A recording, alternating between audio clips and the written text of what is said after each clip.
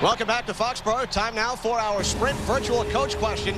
And you can answer the question by using your PCS Vision phone from Sprint or logging on to foxsports.com.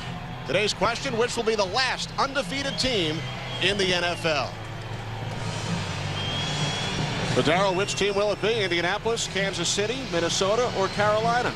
I'm going to go with Kansas City. They seem to be the strongest team in all three phases. So I'm going to hang my hat on the Chiefs. Carolina and Indianapolis meeting this afternoon. Giants have won the toss. Adam Vinatieri will get things started. Ryan Mitchell and Delvin Joyce back deep for the Giants. Mitchell, the NFL's all-time leading kickoff returner. Patriots 3-2, Giants 2-2, and we are underway. Kickoff taken by Mitchell at the 3-yard line. And the former Redskin and Eagle takes it out to the 29, 26-yard return. Matt Chatham made the stop on special teams for New England. Kerry Collins starting his 59th consecutive game at quarterback for the Giants. Giants have beaten the Rams and the Redskins, lost to the Cowboys and the Dolphins. Tiki Barber in the backfield. Jeremy Shockey lined up in the slot. On 1st and 10, pass deflected and intercepted on the first play from scrimmage by Tyrone Poole. Former teammate of Kerry Collins with the Carolina Panthers. His 11th career interception after the pass was deflected at the line by Richard Seymour.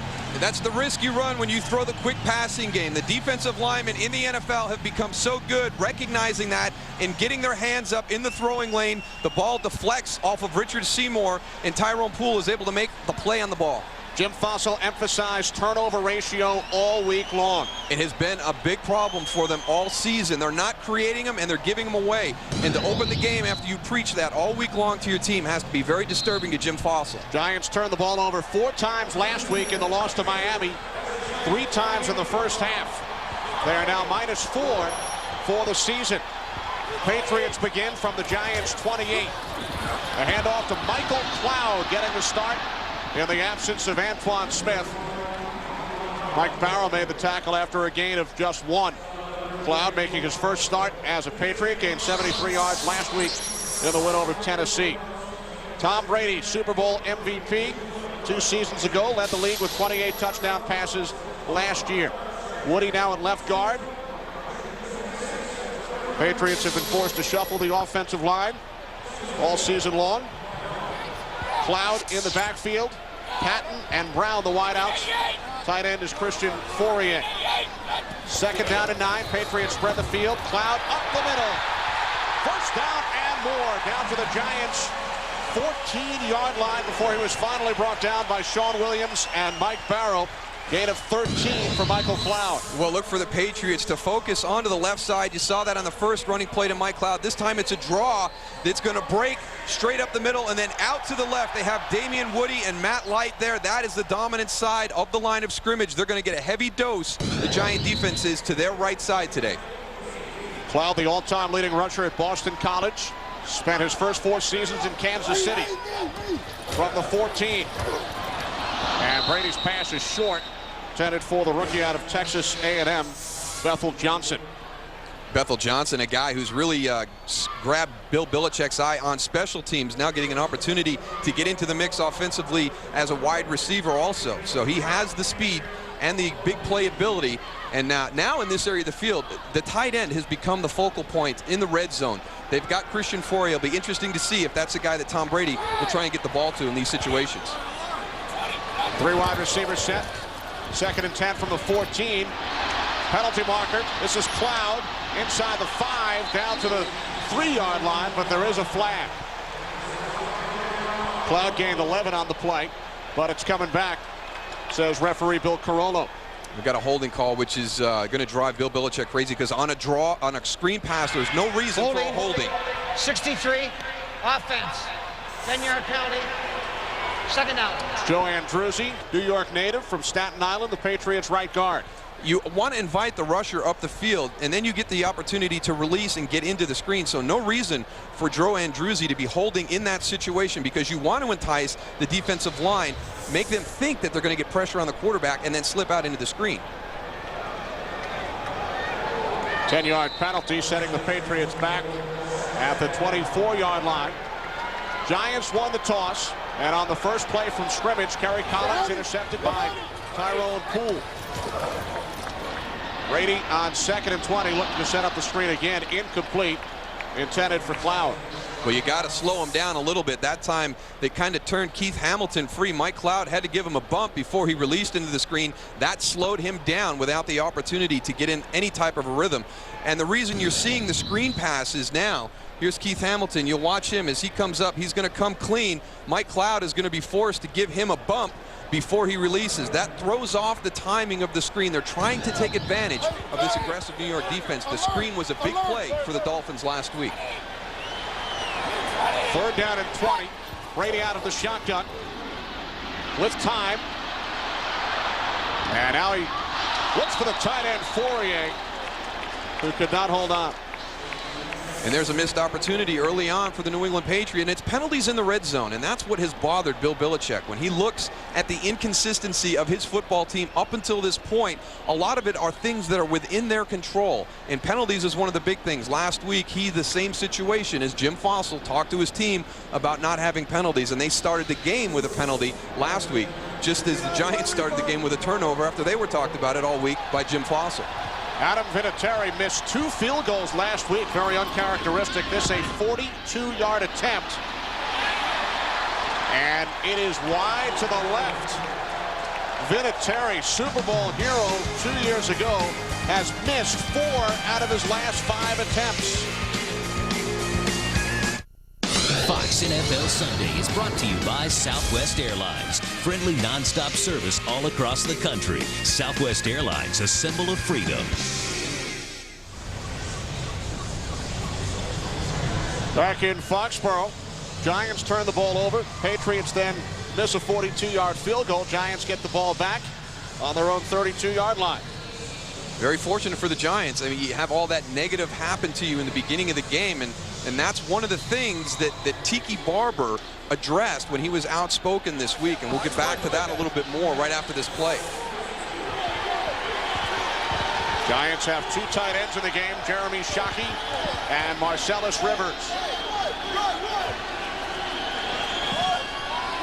1st and 10 from their own 32-yard line.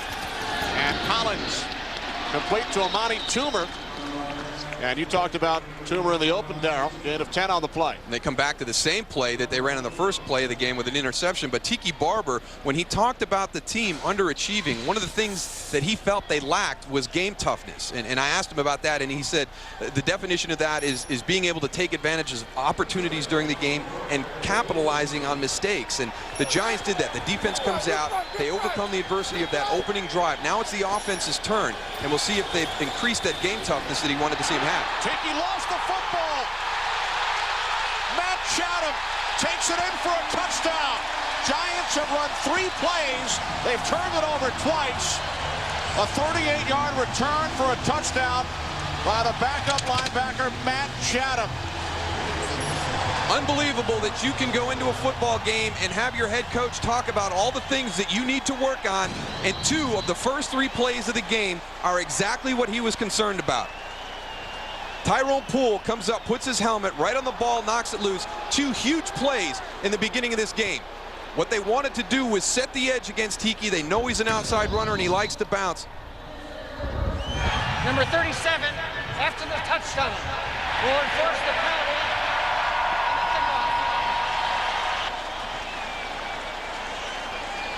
penalty. Rodney Harrison of the Patriots called for unnecessary roughness following the touchdown. Patriots strike first. Giants have turned it over twice in the first 2.5 minutes. It drive a head coach crazy. I mean, Jim Fossil has got to be seething on the inside right now. And for Tiki Barber, Darrell, the 3rd fumble he has lost this season in 4 games plus 2.5 minutes. 7-0 Patriots.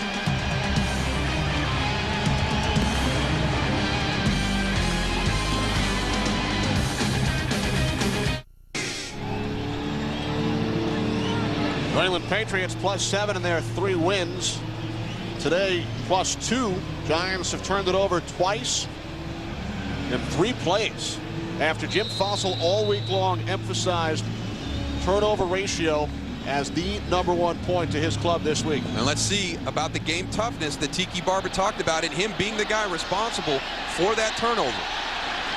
They wonder if that kickoff would have rolled out of bounds, which would have given the Giants the ball on the 40. Brian Mitchell takes it back to the 32. Don Davis brought him down. Not a good start for the Giants.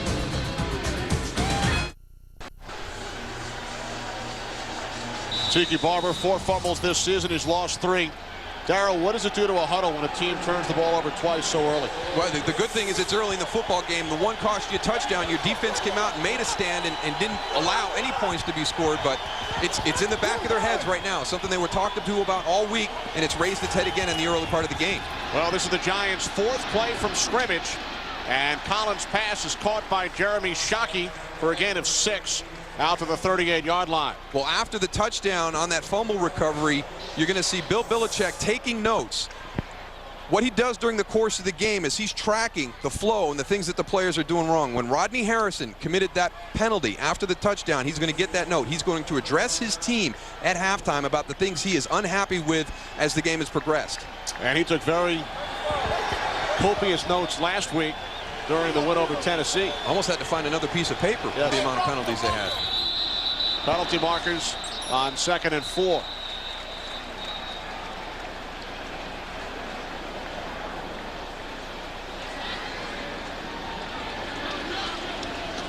And Belichick doesn't wait until after the game to talk to his players about what he has written down.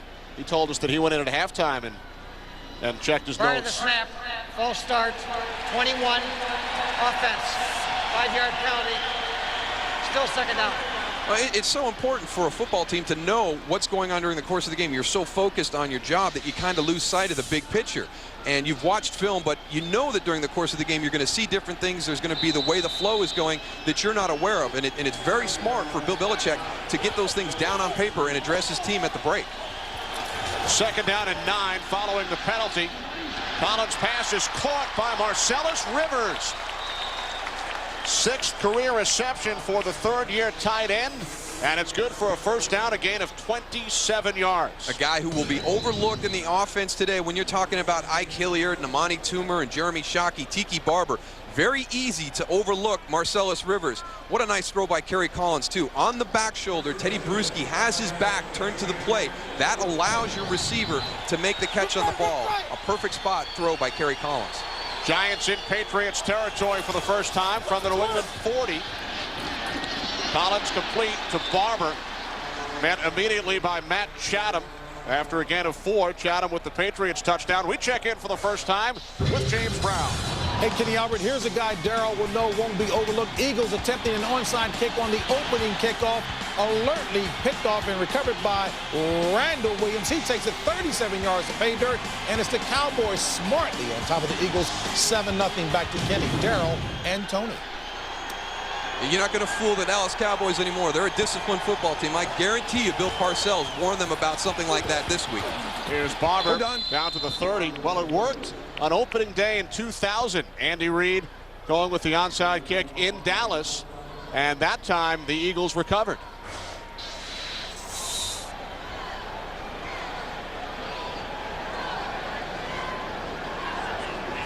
This game is off to a very sloppy start with the turnovers and the penalties. Neither team really being able to get in any type of rhythm up until this point. Bill Carollo calling for the change. Bill Belichick in his Patriots rain gear. It doesn't even look like it's water repellent. It looks like it's actually absorbing all the rain that's coming down. Just short. I don't think he's getting a lot of help from that that sweat jacket he's got on right there.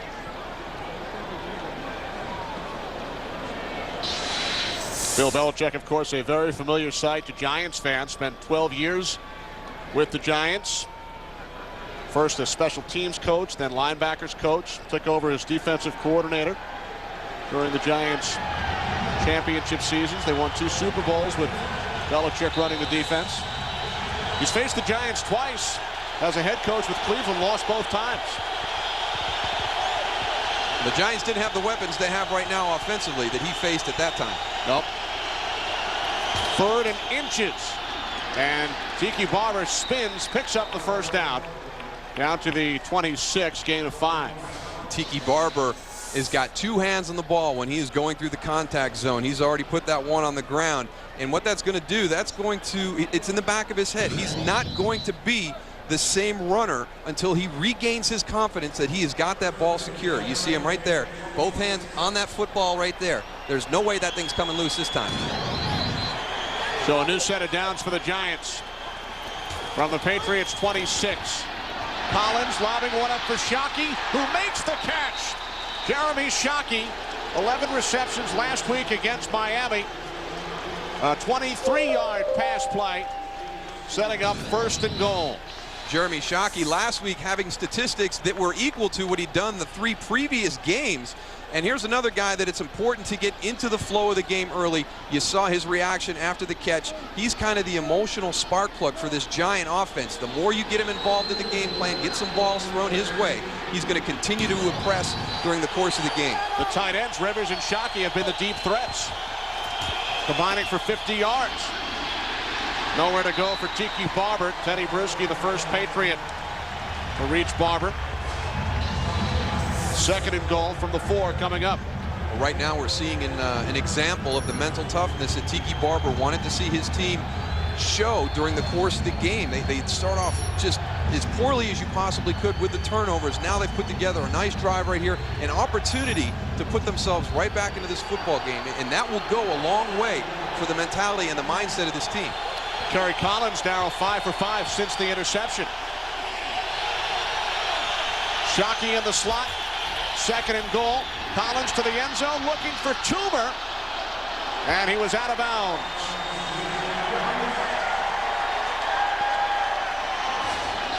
I'm just not a big fan of the fade route down in this part of the football field. It has to be such a perfectly thrown football. I mean, these guys have had an opportunity to have a lot of reps together, Kerry Collins and Amani Toomer. But you're playing against very good corners in this league, and Tyrone Poole plays it as well as you can, forces him to the outside, an area where that ball has to be thrown absolutely perfect to be a reception, but more than likely it's going to go out of bounds. Now 3rd and goal from the 4-yard line. Collins rolling right, throws. Slipping in the end zone, Tiki Barber. Rain still coming down. And the Giants will send out the field goal unit.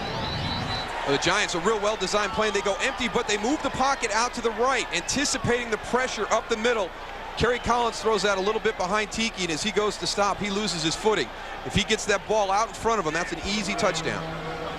But instead, the first field goal attempt as a Giant for Brett Conway, former Redskin, Raider, and Jet, signed this week to replace the injured Matt Bryant. 22 yards, and Conway's kick is good. So the Giants get 3.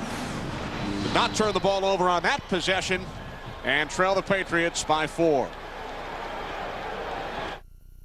Fox NFL Sunday is brought to you by Toyota. Get the feeling. By NBA Live 2004 from EA Sports. Create your game with freestyle control. By Sprint, proudly offering picture mail and PCS Vision picture phones. And by Wendy's new home-style chicken strips. Another reason it's better here. Back in Foxborough. Just over 8 minutes remaining first quarter. Patriots leading 7-3. New England defense scored their 4th touchdown in 6 games. Matt Chatham returning a Tiki Barber fumble, 38 yards for a touchdown. Look at David Tyree out of your alma mater, Darryl. One of the guys that Bill Belichick is very concerned with on special teams. Rookie out of Syracuse. Here's the rookie out of Texas A&M, Bethel Johnson. Cutting to the outside and is forced out of bounds at the 34-yard line. 19-yard return by Johnson.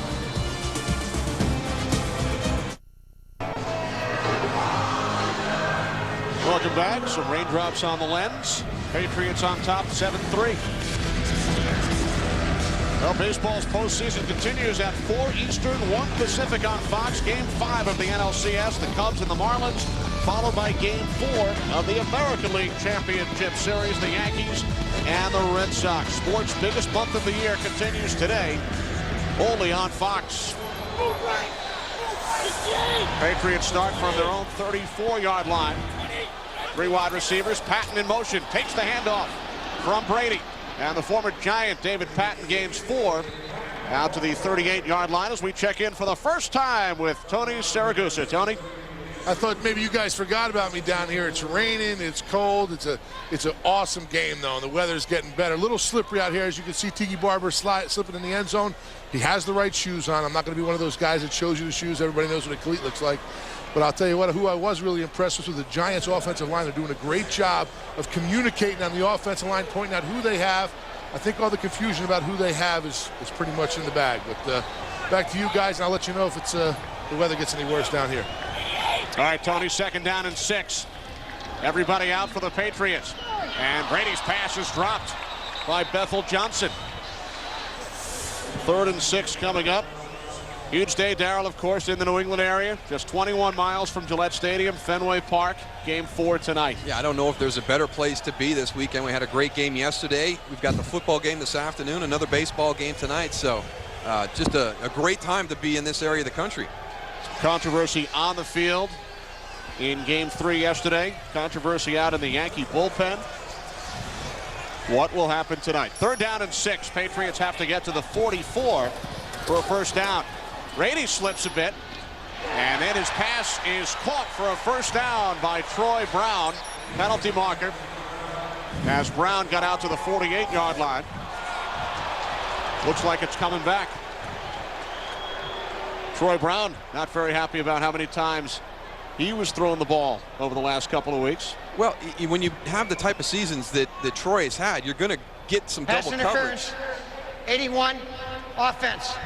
10-yard penalty. Replay, 3rd down. Bethel Johnson out here is the guy who gets called for the offensive pass interference. Using a little shove to get some separation. That's a pretty touchy call right there. That'll happen on every snap in the NFL. But yeah, I mean, Troy's just got to adjust to what's going on. This is not an offense that's designed to get the ball to a specific individual. The ball will go where the coverage will dictate it to. The bottom line for Bill Belichick is winning football games, not giving guys statistics. Troy Brown, 18 receptions over the first 5 games. We're down in 16. Brady complete. Oh, he dropped it. Looked like Patton made the catch, but then lost the handle. 3rd Patriots drop so far today. And what they're trying to do, they're trying to attack the underneath coverage of the New York Giants. That is the area that they have struggled in during the course of the season. They find themselves last in the NFL defending the pass, but it's not a lot of deep vertical routes down the field. They have missed tackles. They have hit receivers on underneath routes that are crossing, clearing out areas, and that's where the big plays are coming against a Giant pass defense. Ken Walter's first punt of the day. Brian Mitchell moving to his left, and he spins as he fields it out to 25. Brings it back out to the 30. Well, we mentioned the controversy in the Yankee bullpen at Fenway Park yesterday, and for more, we check in with Chris Myers. Kenny, Darrell, on a rainy, subdued day in Boston as we get ready for Game 4, police are continuing their investigation into the bullpen altercation involving Jeff Nelson, Kareem Garcia, and a groundskeeper for the Crew. Major League Baseball is also conducting its own investigation. No telling how this will unfold tonight in Game 4. You'll see it on Fox. Back to you guys at the game. All right, thanks, Chris. Chris in need of some of Bill Belichick's rain gear. Well, hopefully the players on the Yankees and the Red Sox realize what is at stake, and all this stuff gets behind them as quickly as possible. I think what we've lost sight of is that was a great baseball game last night. There were some incidents that happened during the course of the game, but let's put that to rest. Let's go out and play some more good baseball this evening. Wild scene involving Pedro Martinez, Don Zimmer, Yankees bench coach, Tiki Barber, Up the middle, gains just one. Roman Pfeiffer in on the tackle. Well, one of the things that's kind of contradictory to what Jim Fossil wanted to do, he wanted to come out and start slow with his offensive line and get them into a rhythm. I think they're beyond that point. They've got a couple of young guys in there with Wayne Lucier and David Deal, but I think that the offensive line is a much better group than even the Giants think. I mean, there's no reason to ease these guys into the game, and you heard Tony talk about it. You know, they're doing a great job adjusting to all these fronts that the Patriots are throwing at them. They've allowed only 6 sacks. Collins to Barber. And Tiki stretches out to the 40, brought down about a yard shy of the marker by Ty Law after a gain of 8. Giants with a lot of shuffling on that offensive line. You mentioned Wayne Lucier, the center, grew up in New Hampshire. There is a vicious rumor out there about Mr. Lucier. Something about a tattoo on his shoulder. The old Patriot logo. Grew up a fan of all of the New England teams, including the Patriots. I guarantee he had a Band-Aid this week, and everybody wanted to know what happened, Wayne? Why did you get that big Band-Aid on? On 3rd and 1, Tiki forced back, looks to spin to the outside, and then is brought down by Rodney Harrison. Loss of 4 on the play. That play is a result of the fumble earlier in the game by Tiki Barber. This is not Tiki Barber's style of running naturally. He is thinking about that fumble. He's got 2 hands on the ball. There's no urgency to get to the hole. This is a short yardage run. You have got to get in there 100 miles an hour. He has got to get that early fumble out of his head, or he's not going to have the production that they need for him for this offense to open up and start firing on all cylinders. So is he holding the ball differently than he has in the past? Well, he's got 2 hands on it, and that affects his running style. It's in the back of his head right now. You saw the stat. He's had 4, lost 3 this year already. The last thing he wants to do is put another one on the ground and put his defense in bad field position. Bad plays happen during the course of the game. You got to get it out of your head and play the same way every down. 39-yard punt by Fiegels. So the Patriots will begin from their own 25-yard line. Next week, it's a Fox NFL Sunday doubleheader, beginning with America's #1 pregame show. Eagles look to get back among the NFC's elite. They take on the Giants. Some of you will see the Redskins and the Bills, plus other regional action. Coverage begins at noon Eastern, 9 a.m. Pacific on Fox. From the 25, off the play fake. Brady incomplete. He is now 0 for 6, including 3 drops. And that's the thing that happens. You start having those drops. Neither one of these teams right now has confidence in what they're doing offensively. The Giants had the one good drive, but we're seeing some of their key guys playing a little bit hesitant. Tom Brady is out of rhythm here this afternoon. Patriots had a big day offensively last Sunday. They scored 38 points in their win over the Titans. But Darryl, today, they've run 10 plays. They have minus 2 yards of offense. Yet they lead 7-3. Thanks to their defense.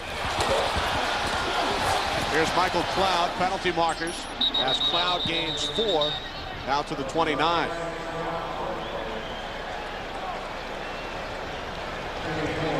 First Giant penalty. Patriots have already been called for 3.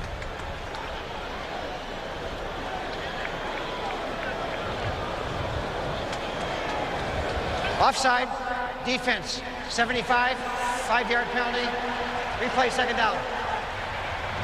2 of the more penalized teams in the NFL. And that's another thing that, the coaches work on. They'll talk to the players about. Yeah, during the course of the game, there's some things that just happen. It's part of an aggressive style of play, but the pre-snap things like we had right there, the stupid penalties, those are the things that make coaches crazy. 2nd down and 5 following the penalty. The handoff to Cloud. And Cloud down at the 33-yard line. Gains 3, 2 yards shy of a first down. Brought down by Michael Barrow. Everybody we spoke to with the Giants, Tiki Barber, Kerry Collins, Michael Strahan, said Barrow's speech after practice yesterday was the best speech they have ever heard. And it applied to everybody. It wasn't just directed at the players. It covered all areas, all the problems that were there for that football team. He addressed, and everybody could look at themselves after he spoke and what can I do more? What can I do better to help this team get to where we're supposed to be? Here's Cloud on 3rd and 2, and he stopped shy of a first down. So the Patriots will punt. We check in once again with James Brown in Los Angeles. All right, Kenny, take a look at Peyton Manning and Marvin Harrison. The 1-2 combination, outstanding indeed. This 33-yard strike there to Marvin Harrison set up a 1-yard touchdown run by James Monroe. And earlier, Harrison became the Colts' all-time receiving yards leader, passing Raymond Berry. It's 7-3 Colts over Carolina. Back to Kenny, Darrell, and hey, get Tony a raincoat, fellas. All right, JB and Darrell, Marvin Harrison also out of your alma mater. Yeah, I might have to change my alma mater after the way they played yesterday, though. 51-7 to Virginia Wow. Tech. A couple of long returns on special teams by the Hokies. Got a fake. And a flag.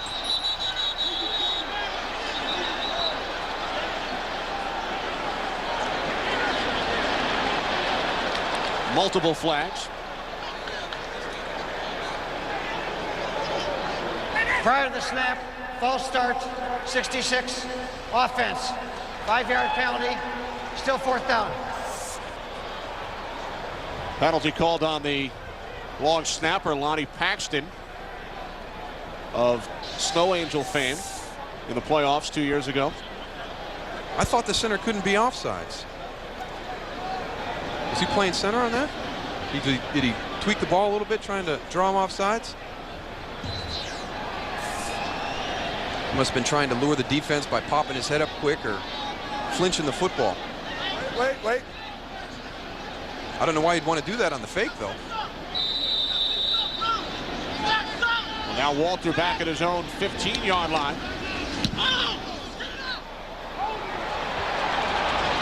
And another flag. David Tyree, who we spoke of earlier, may have made contact with the punter, Ken Walter. No, I think we're going to have holding on Larry Centers, who was trying to block David Tyree. Tyree was in the face of the punter. And the penalty is against New England. All these penalties, neither team able to establish any type of rhythm on the offensive side of the ball. Larry Centers chatting about it with Bill Carollo.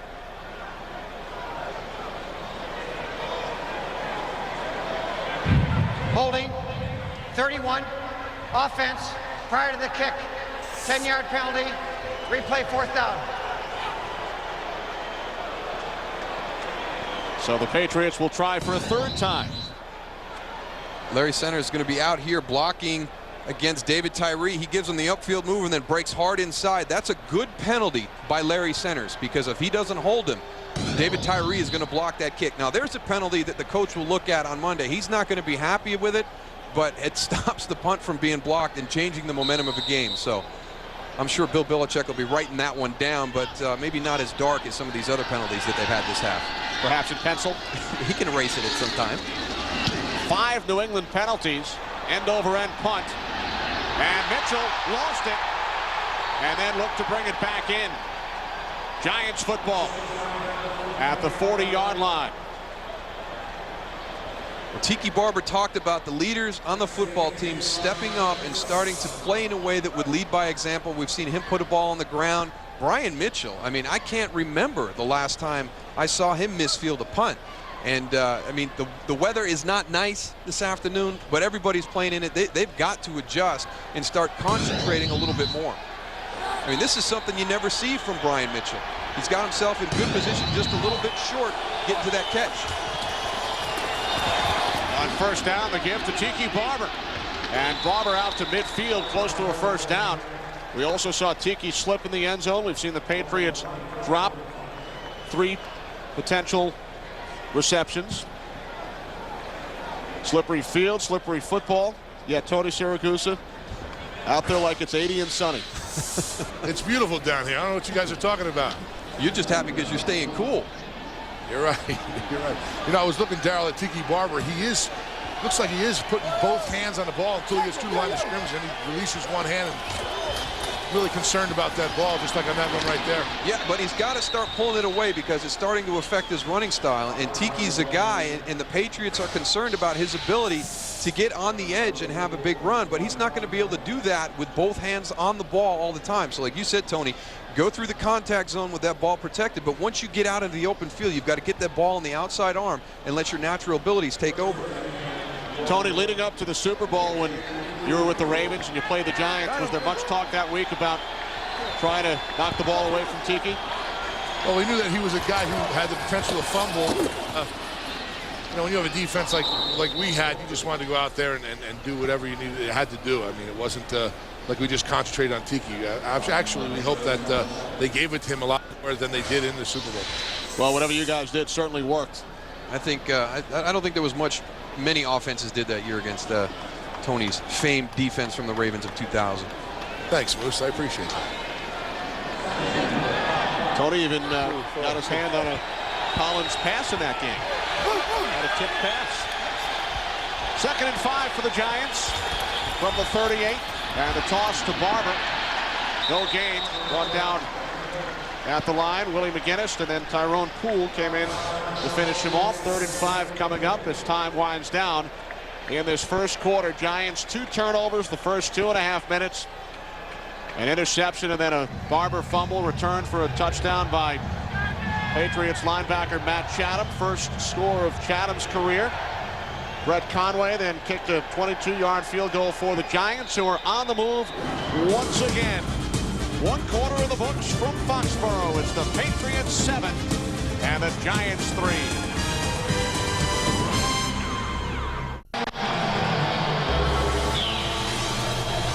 Back in Foxborough, week 6 in the NFL. Patriots leading the Giants 7-3. Kenny Albert with Darryl Johnston and Tony Siragusa. Tom Brady 0 for 6 in the first quarter. Patriots only 22 yards of offense, yet they lead thanks to a pair of Giants turnovers.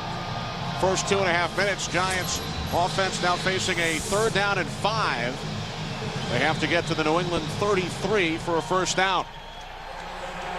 Giants keep feeding Tiki Barber the ball despite his fumble and his slip in the end zone. He carried 10 times, 23 yards in the first quarter.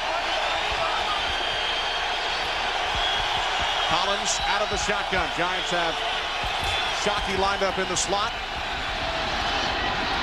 Collins pass incomplete as we check in once again with Tony. You know, I was watching this last play with Tiki Barber. He's not really hitting the holes like he used to. Tiki Barber gets in there. He was shuffling his feet earlier. You really can't see it right now, but he's holding that ball. The ball almost comes out one more time, as you can see right there. He's really struggling having to hold on to the ball. He has been very hesitant in his running style since that opening fumble, and now the passing game hits a bump in the road with a miscommunication between Amani Toomer and Kerry Collins. Jeff Fiegels looking to pin the Patriots deep, and he does, as the fair catch is called for by Troy Brown right around the 10-yard line. Fox NFL Sunday is brought to you by Chrysler Pacifica, well beyond the SUV. By Computer Associates, the software that manages e-business. By Visa, if you love the NFL, it's everywhere you want to be. And by Viagra. Ask your doctor if Viagra is right for you.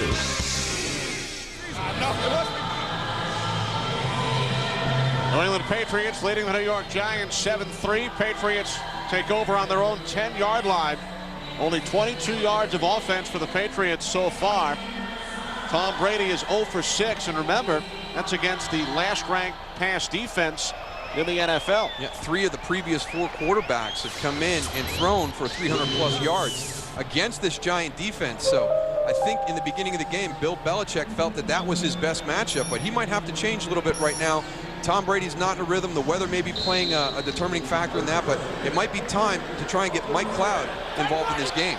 So far, Patriots a missed field goal and 2 3-and-outs.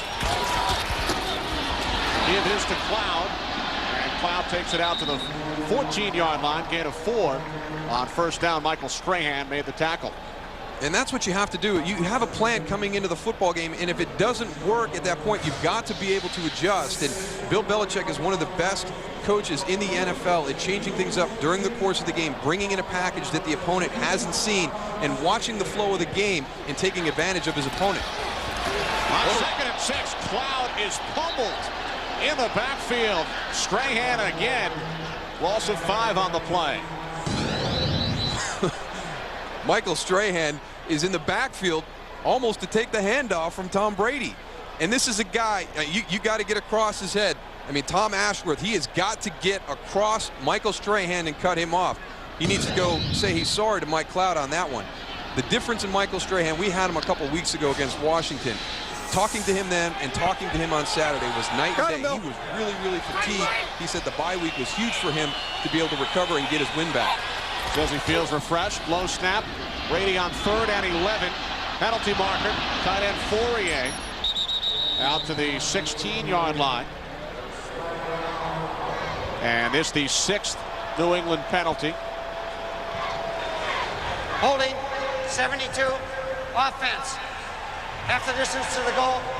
Replay 3rd down. The Giants may decline. Force the Patriots to punt. Yeah, you don't want to give him another chance. You never know what's going to happen. But this is another touchy call to me. Here's Matt Light right here. Holding, 72. That penalty is declined. Result of the play, 4th down. I don't see it. I mean, it's a screen, so he's trying to get Keith Washington's hands down. He goes to cut him. He doesn't hold him. He just sticks his arm out and chops him down with his arm. That's a pretty touchy call right there. But again, you know, we're seeing the Patriot offense. It's a screen pass. I mean, there's no reason to be putting yourself in a position to have a holding penalty called on that play. And in any event, Fourier did not pick up the 1st down. Giants decline the penalty. Patriots punt. Following their 3rd consecutive 3-and-out, Brian Mitchell from the 46 into New England territory. Terrific field position for the Giants. When we come back, they trail 7-3.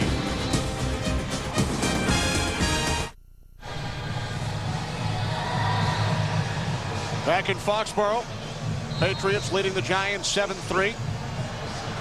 Good series for Michael Strahan. It's just good to see him smiling. Last time we saw him, he was he was just worn out. Missed most of the preseason. Not practice much. Collins with loads of time, and the pass is caught by Barber. Takes it down to the 41-yard line for a gain of 8.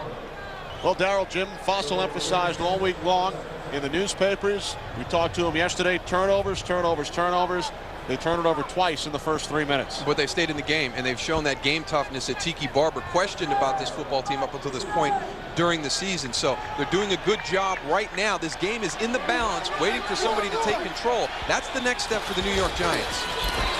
Barber runs into the pile on 2nd and 2. And Tiki Barber told us the Giants had that game toughness back in 2000 when Jim Fossil made his guarantee. They went on a long winning streak and reached the Super Bowl. It seems like the Giants are a team that has to have adversity at some point where it comes down to a critical juncture in the season for them to realize how important it is to start playing well. They've got too much talent right now. I mean, they need to learn how to become a front-running team.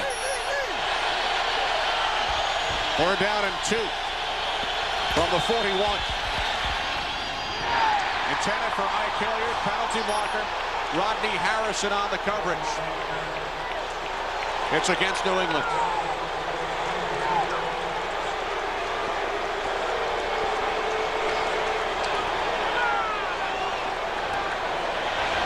Pass interference, 37. Defense, automatic, 1st down, foul the foul. 7th time the Patriots have been flagged. 6 have been accepted. Well, that's a tough matchup for Rodney Harrison right there. He's a big physical safety. He'll struggle a little bit in coverage at times. Ike Hilliard, that's a matchup that the Giants have to go back to. They've got to figure out what they did in that set to create the matchup with Ike Hilliard one-on-one with Rodney Harrison. Hilliard, the Giants' leading receiver, does not have a catch yet today. Collins again with time. Pass was low and it hit the ground before Barber made the catch. Kerry Collins looks uncomfortable in the pocket now. I mean, there's no reason for him to have rushed that ball. His offensive line is doing a great job of giving him protection. They're recognizing the different exotic fronts that the Patriots will run. They're going to block it big on big. They're going to pick out 2 guys. They're going to get their 5 on the 5 rushers that they expect to come and let the backs adjust. They're doing a good job with that now. He's got plenty of time to stand in that pocket and throw. Now 2nd and 10. Shockey shifting. And the give to Barber. Cuts to the outside. And is out of bounds at the 23-yard line. About 2 yards shy of the marker. Hey, Goose, Darryl talked about Collins looking a bit nervous in the pocket. When you studied tape on Collins, you played against him. What were some of the keys as far as trying to get his feet moving all over the place? Well, I'll tell you what, Darryl's absolutely right. There was no reason for him to be off balance when he threw that ball. That ball should have been a perfect ball. He had time to set his feet. His offensive line is doing a great job. As a matter of fact, the defensive line of the Patriots is really, you know, they're not moving around as much as they did earlier because they know they're not confusing the Giants' offensive line anymore. Collins looking on 3rd and 2. Incomplete, another flag. Intended for the tight end Marcellus Rivers. And this time it's holding Giants.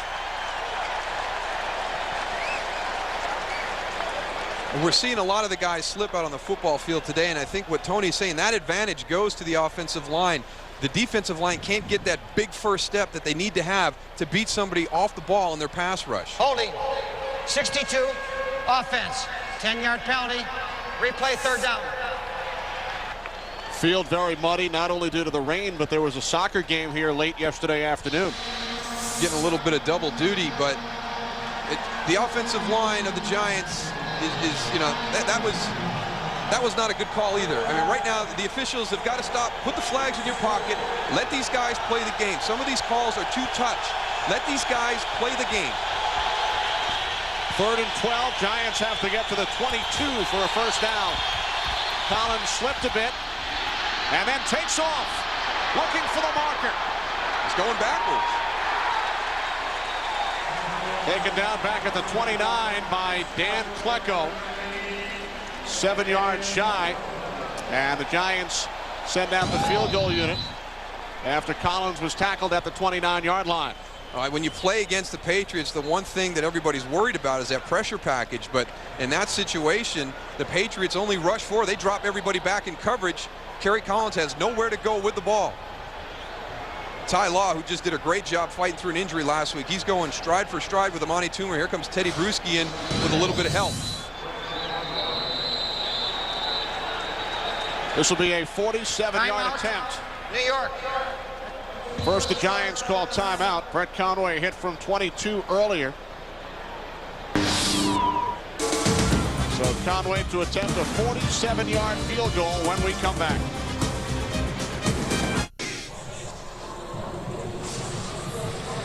A couple plays ago, we had Wayne Lucier on the holding call. He's going to be your center right here.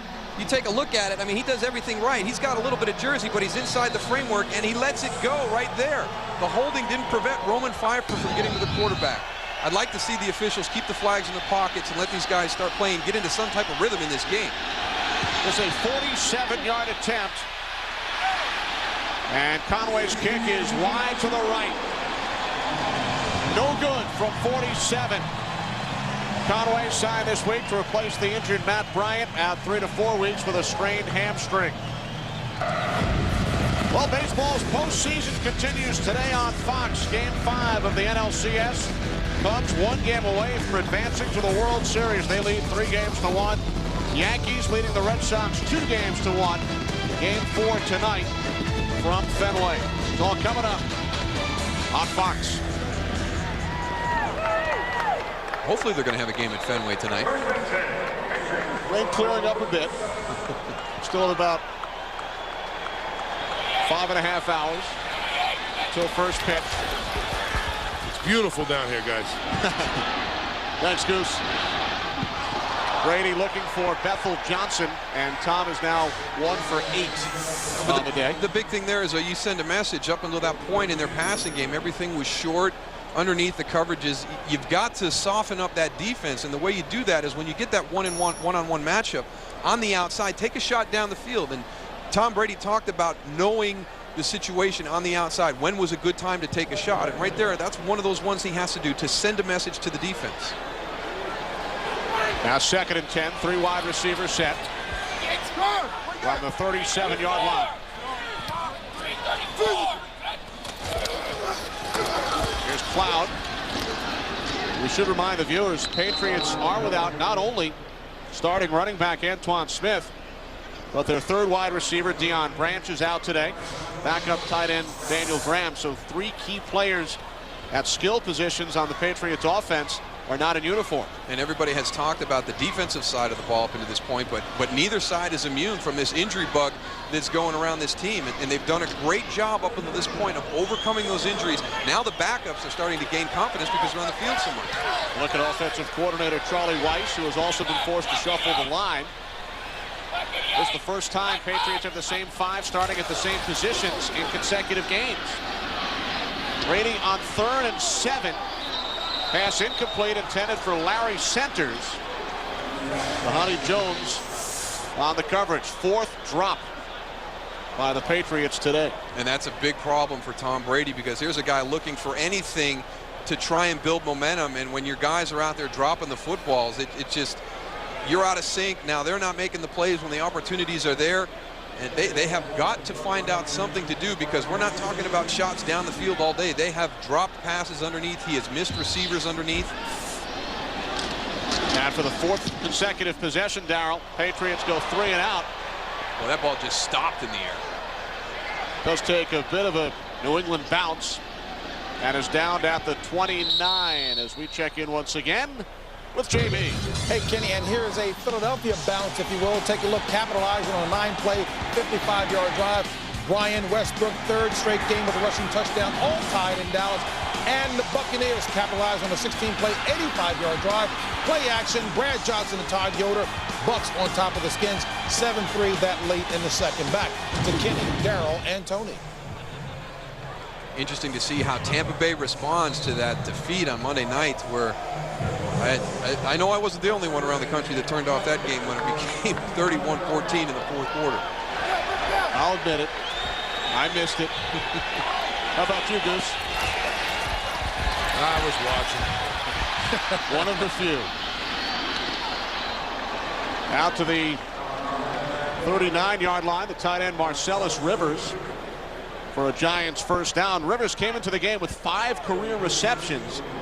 3 of the 5 were touchdowns, but he's become a bigger part of the Giants offense today as Asante Shanko, 3rd-round pick, is in the doghouse. Yeah, he is now out of the doghouse and into the huddle, but he was tossed from practice, and Jim Fossil said that Marcellus Rivers was going to get more opportunities today, and he's making the most of them. Rivers with a 27-yard reception earlier. Collins on 1st down, and there's Shanko. Met immediately by Ty Law, gain of 3. That's the 1st career reception for Asante Shanko. He slips out into the flat, a little bit late getting out, so he ends up all the way over to the sideline. And I tell you, that's the worst thing when you're turning your back, waiting on that short pass play to come. You know that the corner is coming up with a beeline on you.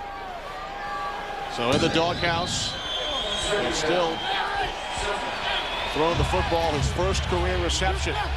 Rookie out of Morgan State. 2nd and 7 from the 42. The give to Tiki Barber. And Tiki takes it out to the 45-yard line. Brought down by Roman Pfeiffer. Stopped about 4 yards shy of the marker. The New York Giants finding themselves in a lot of 3rd medium situation. Now, this is the area where you're going to get some kind of exotic look from Bill Belichick and the Patriot defense. At 1st and 2nd down, they'll kind of play things normal. But when you get to that 3rd down package, this is where that special blitz of the week is going to come from. They're going to put some different personnel groups in and challenge your protection screen. Look at defensive coordinator Romeo Cornell. 3rd down and 4. Giants have to get to midfield. And they do. Looked like it was going to be intercepted, and then Ike Hilliard makes the catch for a gain of 9 and a Giants 1st down. Oh, unbelievable. This is what the Giants had happen to them last week. Asante Samuel plays it perfect. Makes a nice break on the ball, just can't finish the play. And again, Kerry Collins has got the time. You can see the unusual look from the defensive front. But again, Wayne Lucier is doing a good job of directing his linemen to their responsibility of protection. Giants move the chains on Hilliard's first catch. And Tiki Barber takes it down to the 41-yard line. Gain of 4. Teddy Bruschi on the stop. Giants on the move here in the second quarter. They trail the Patriots 7-3. Mentioned the Giants DBs. They dropped 2 potential interceptions last week against the Dolphins. In each instance on the next play, Miami kicked a field goal. And Asante Samuel in the same position right there to end the drive by the New York Giants and lets one slip through his hands. Play action on 2nd and 6. Pass complete to Marcellus Rivers. And he's close to another Giants first down, gain of 5.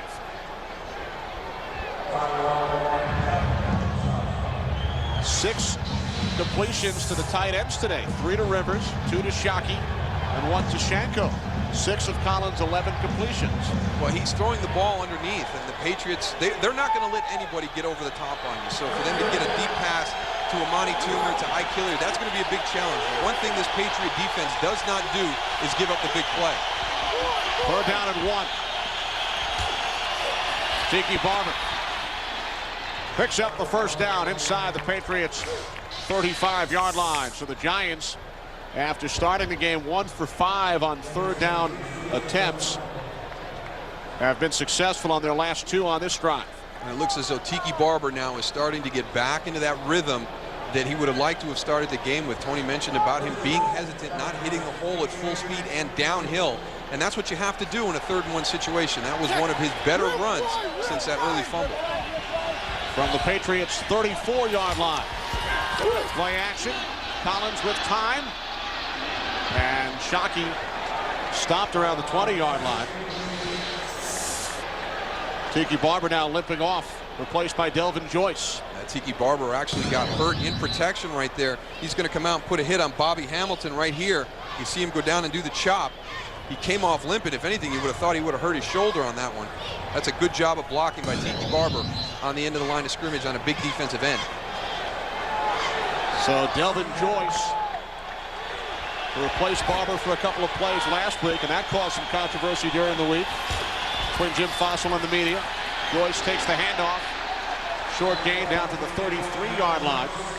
Giants went on a 17-play drive last week. Tiki was taken out after the 14th play. The next 2 plays were not designed for him anyway. But Fossil received some heat in the media for resting Barber during such a key part of that game. Well, he's talked about what they've done in the past with Tiki, and he likes to have him fresh in the 4th quarter. He wants to have him fresh in December. But, you know, when he's your featured back, he needs to be on the field when that game is in the balance. And have your offense start generating some points, you can get Tiki Barber on the bench late in the games. 3rd down and 9. Giants have to get to the 25 for a first down. And they do. Terrific catch by Amani Toomer at the 23. Gain of 11 for Amani Toomer, only his 2nd catch today. Amani Toomer goes up and makes a nice catch, but you'll see the timing of the offense. Out of the shotgun, he sets his feet. The break by Amani Toomer, he goes up tall, makes a nice catch. But again, it's the group up front, because you're going to see so many different looks on the nickel package. They get to him late, but with the different things that they've seen up until this point in the football game, I can't say enough about how that young offensive line is handling the pressure. Tiki Barber back in. Barber looked to cut it outside after he ran it to the pile. Gains just 1. Down to the 22, and for the 2nd consecutive play, Kerry Collins has lost his right cleat. On that play, they had Marcellus Rivers as the lead blocker for Tiki Barber. They've got Jim Finn on the sideline, and I've never been a big fan of bringing a tight end in and putting him in the fullback spot and having him lead block. Just as when I played fullback, I didn't like going up on the line of scrimmage and be asked to block like a tight end. It's such a different style. There's so much more technique involved in the block at the line of scrimmage, and when you're coming out of the backfield, it's really just a mentality. On occasion, we see a defensive player, as the Patriots did last week with Dan Klecko. Klecko, the lead blocker for New England last week on 2 one-yard touchdown runs. People don't understand how difficult it is to play the fullback position. I think they can just throw anybody in there. Can't they? No. I actually think Dan Klecko is a fullback who has become a defensive lineman. I mean, he did a great job in the goal line last week. At 275, 280 pounds, I mean, he's going to get under anybody's pads, and he's bringing a whole bunch to the party down there on the goal line. They must have found out he was an athlete and moved him right to defensive line. Yeah, Hey, Goose, I was waiting for that. I wondered it took you that long to get in. Goose, we've seen the fridge. Warren Sapp, did you ever play fullback? No, but I lobbied a lot for it. I begged him every day to put me on short yardage. Brian Billick wouldn't do it. That's the team's first charge. Have to be very short with you in the backfield.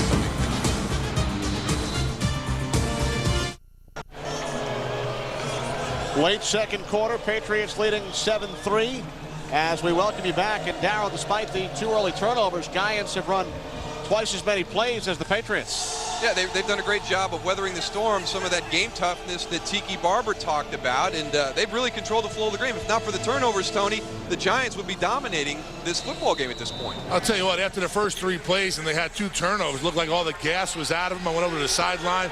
Everybody was like looking at like, what do we do? They've really come and found where they belong, and they're playing smash mouth football, old Giant football, and they're doing what they need to do to stay in this game. Giants now facing 3rd down and 9 as Collins was hit, picked off by Rodney Harrison. The 3rd Giants turnover. You know, these aren't Kerry's fault, these interceptions, and that's what he's got to realize. The first one was a deflection off a defensive lineman. This one, it's Richard Seymour getting in right there with the big push. Gets his elbow right as he releases the ball. The ball sails. Rodney Harrison makes the interception. So the interceptions to this point are not Kerry Collins' fault, and he's got to maintain his focus and concentration, not get out of his rhythm, not question anything that's coming in from the sideline. It was Richard Seymour who tipped Collins' first pass, intercepted by Tyrone Poole.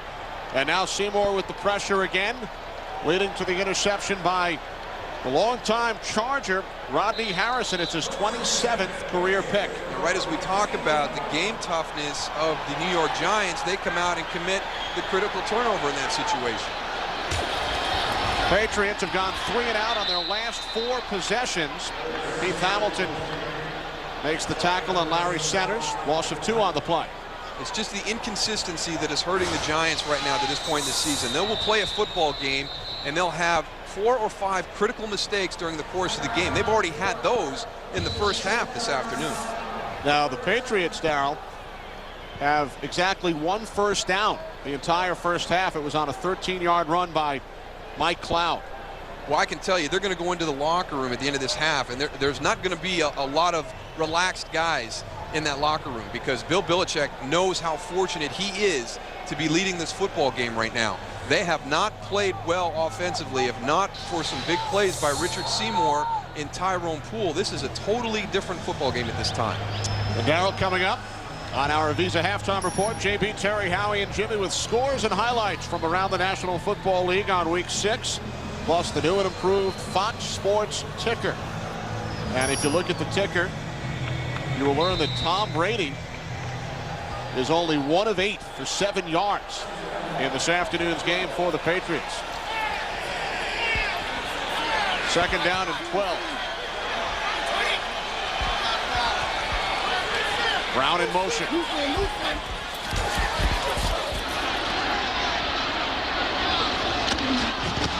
Brady to the far side. Incomplete. David Gibbons was out of bounds. Ralph Brown on the coverage, setting up a 3rd down and 12. About that ball was in the air a long time. Plenty of time for Ralph Brown to get back in and make a play in the football. I don't know if that one slipped out of the grip of Tom Brady, but that thing just floated all the way across the field. You know, Darryl, Tom Brady keeps looking down at his hand, at his glove. I don't know if his glove is getting wet or what's going on. He looks like he's really concerned about that right hand. You don't see many quarterbacks wearing gloves in bad weather games. I think it really takes away from the feel that you have with the ball. So Tom's one of the few guys that I've seen that goes for the glove in the bad weather. Kevin Falk brings it out to the 15-yard line. And the Patriots will punt it away, their 5th consecutive 3-and-out, as we reach the 2-minute warning here in Foxborough. Patriots' only touchdown came from the defense. Still 7-3 New England. Patriots getting set to punt. Well, he's worth $80 million in oil. At least that's what we've told these beautiful European women. Will it matter when they find out he's an $11,000 a year cowboy? Monday, October 20th. Don't miss the premiere of The Next Joe Millionaire, an international affair right here on Fox. When you signed your first deal, were you an $11,000 a year cowboy? No, fortunately, the salaries have gone up since then. A little more than that. Brian Mitchell. Short return, only a 2-yard return, as Mitchell brings it out to the 44. Larry Izzo with the tackle on special teams. Coming up at halftime, the Visa Halftime Report with JB, Terry, Howie, and Jimmy. Scores and highlights, and the new and improved Fox Sports ticker.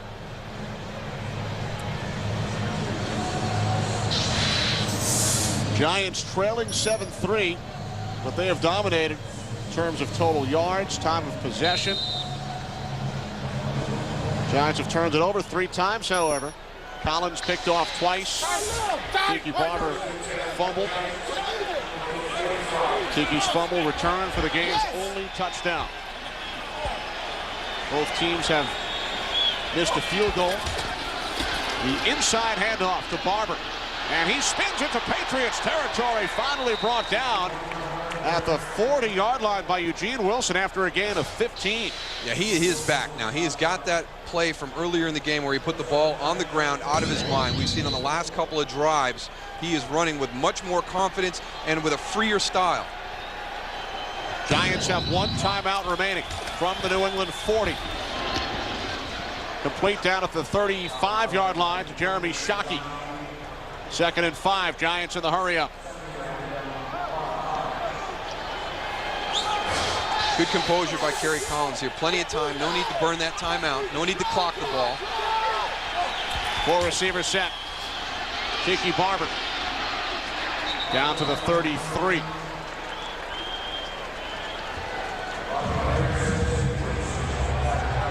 Down to 50 seconds. 45 seconds. Hilliard and Toomer split to the right. Collins goes left to Shockey. Picks up a first down. 30 seconds. See Kerry Collins signaling for the clock now. They'll get the clock stopped on this play. But that's what a veteran quarterback brings to you. There's no sense of panic. They started this drive with 1:40 left.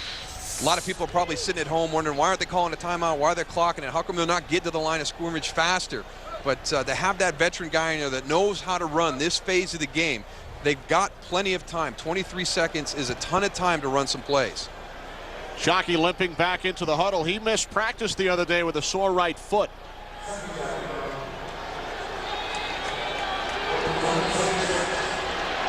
Second and 10 following the spike from the 26-yard line. And now the Patriots call timeout. New England using their 2nd timeout. Gives Collins another chance to come over and chat with head coach and offensive coordinator Jim Fassel. And this is a situation where you've got at least 3 plays, possibly 4 if you can get something quick to the sideline. So they've got a number of ways they can approach this right now. Number 1, don't have the turnovers that you've had up to this point and let another 3 points slip away because of what you're doing. Get down in there, take a shot at the end zone. You've got your timeout where you can get something into the middle of the field and stop the clock to get your field goal team on. So there's plenty of time right now. Just dial up a few good plays. Romeo Crennel, Patriots defensive coordinator. He's going to be on the other side trying to match wits with Jim Fassel. He's trying to find something where he can get some pressure on that quarterback, create another turnover in this situation. Giants have 1 timeout, 23 seconds remaining. Toomer and Hilliard split to the left. Tim Carter to the right. Tiki Barber the lone back. Out of the shotgun. Collins, intended for Carter. Incomplete. Tim Carter, second year out of Auburn, only 5 receptions this year, and they use Toomer and Hilliard as decoys on the other side. Well, it looks as though what the Giant offensive linemen are doing, they're looking for Roman Pfeiffer, number 95, and that's where they're going to turn their protection to. Roman's all the way out here on this side. As they turn, here comes the corner off the backside. They had nobody on that backside to pick up the corner. Kerry Collins, very fortunate to have had a quick pass call in that, or he's going to take a big hit from his blind side. Brian Mitchell is checked in on offense. He's in the backfield. Tiki Barber in the slot to the right. And the Patriots call another timeout. Perhaps confused by the Giants formation, sending out Brian Mitchell as the lone back and lining up Tiki Barber in the slot. Well, the Patriot defense really faced with the same situation that the Giant offense is. That defense knows that they're going to see some things that they haven't seen up until this point. They know that Jim Fossil will have some plays to take advantage of what he thinks the Patriots will do to take away their offense. And we've seen it over the last 2 snaps that something at the snap of the ball has confused the Patriots, whether it's coverage, whether their blitz package should be on or off, and they've had to burn some timeouts to make sure everybody knows what to do. Bill Belichick knows that Brian Mitchell is a quarterback in college, perhaps anticipating a trick play. Jim Fossil would do anything tricky in this situation, would he? We'll see. Giants now with no timeouts. 19 seconds remaining of the half. Well, check that. Giants have 1 timeout. The Patriots use their final timeout.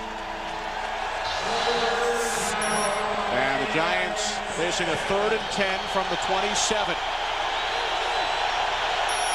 Mitchell and Barber in the backfield. 2 wide receivers. Collins hit as he throws. Penalty marker as well.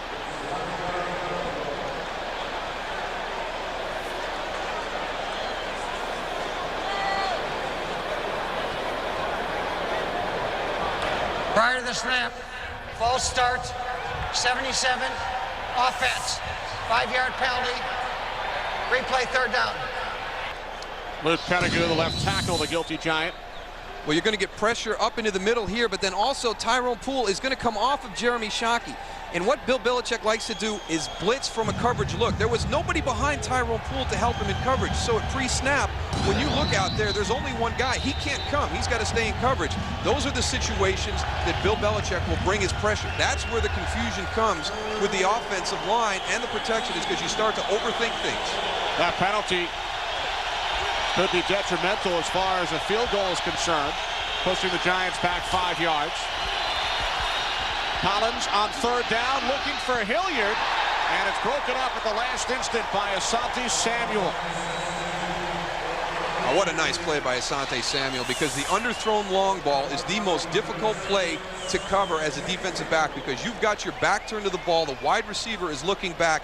He knows when to make the adjustment, and as soon as Ike Hilliard turns to make the play, watch Asante Samuel's eyes. He's looking at him. As soon as he turns back with him, and he gets his hand in there to deflect the ball away.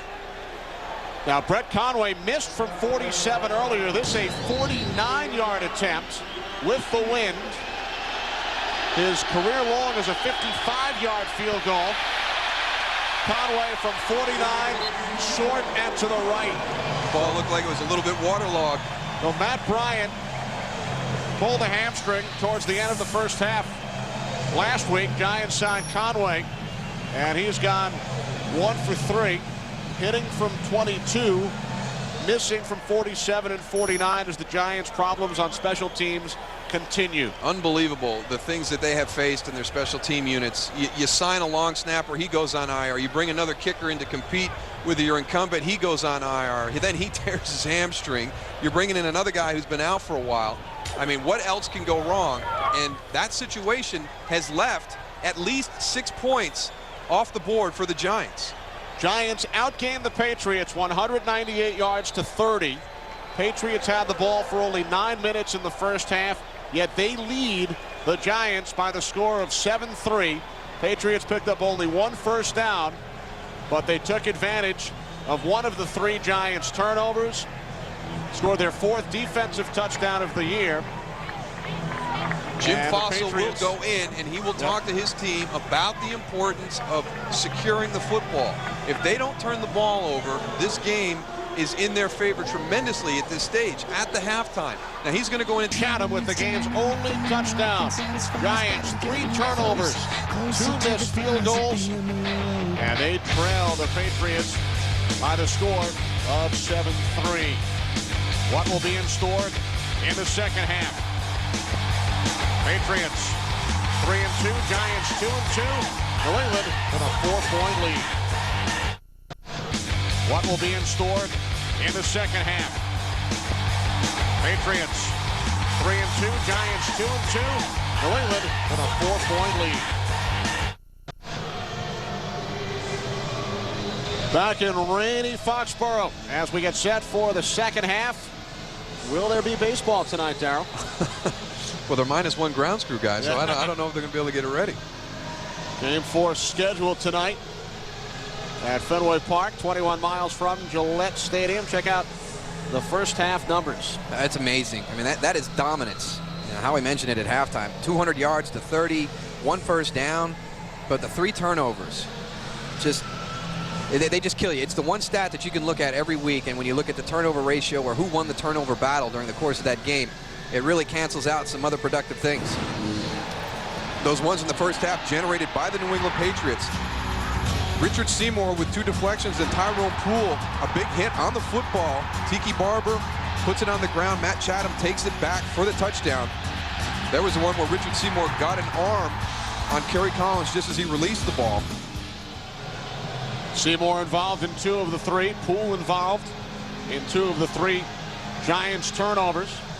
Brett Conway missed a pair of field goals in his Giants debut from 47 and 49 yards out. Did hit from 22.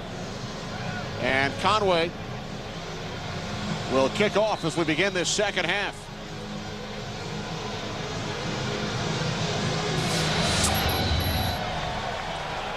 Short kickoff taken at the 12 by Bethel Johnson. Johnson brought down at the 27-yard line by Wesley Mallard after a 15-yard return. Hey, Tony, how wet is it down there? It's not bad at all. It's beautiful. Unbelievable. You guys up in the box all dry. Nice up there, huh? Well, they got umbrellas. They got raincoats. Yeah, all right. No, the problem was I had a raincoat on and one of the fans called me soft. So I had to take the raincoat off. I know you've had go down like that. I know you've had a long relationship with the fans here, Tony, right? Yeah. Especially, playing with the Colts and then with the Ravens. Soft is one thing I can't handle. A long, loving relationship. Kevin Falk. Falk out to the 37-yard line. 9 yards on only his second carry of the day. Mike Cloud got the bulk of the work in the first half. It's going to be important for one of these offenses to establish something early in this second half because the weather looks like it's not going to let up. This field is just going to continue to deteriorate as the game wears on.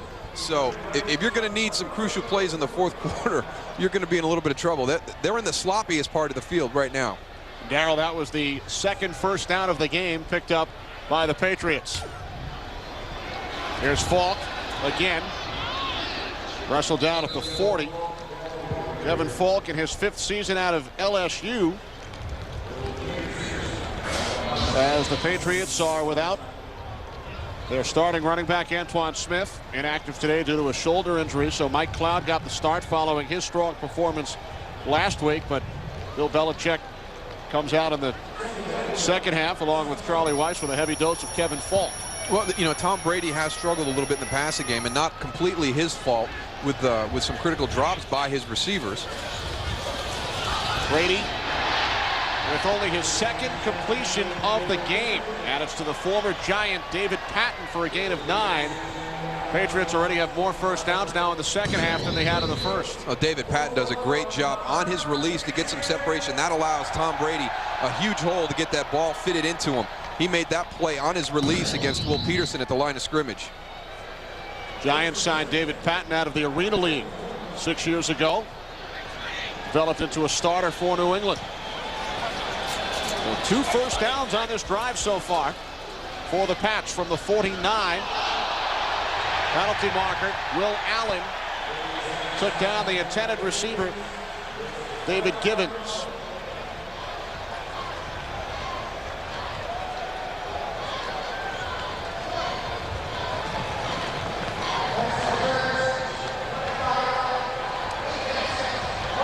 Receiver, automatic first down, spot of the foul. Will Allen with his break on the ball against David Givens comes right through the back. You see right there, he's there early, hooks him, comes through the back. Flagged him for just about any way you wanted to call PI on that one. So an automatic first down for the Patriots at the Giants 45. Remember, New England in the first half missed field goal on their first possession and then 5 consecutive 3-and-outs. Complete to Troy Brown. Down to the 37-yard line. Gain of 8, setting up second down and 2. Going back to that short and intermediate passing game to establish some type of rhythm. With the way the game went in the first half, we had a lot of penalties. We had the 3-and-outs. Neither one of the offenses really to establish a rhythm. The Giants had 2 productive drives, but this is the best that the Patriots have looked the entire game. Would love to have known what Bill Belichick said to them at halftime. Patriots 30 yards of offense in the first half, already 30 on this drive. On 2nd and 2, the give to Falk. First down and more. Falk finally forced out of bounds by Sean Williams after a gain of 23 yards. Going to that left side of the line of scrimmage behind Matt Light and Damian Woody. Here comes Joe Andruzzi out front on the lead block on the pull. He doesn't find anybody till he's 5 yards into the secondary and gets a shoulder on Will Peterson. Here he comes right at you. That's a good job of blocking up front. Kevin Falk, fresh from resting in the first half. Falk did not play last week in the win over Tennessee due to a hamstring injury. Has 36 yards on this drive on only 3 carries. Falk tucks it back inside and works his way down to the 10-yard line, a gain of 4.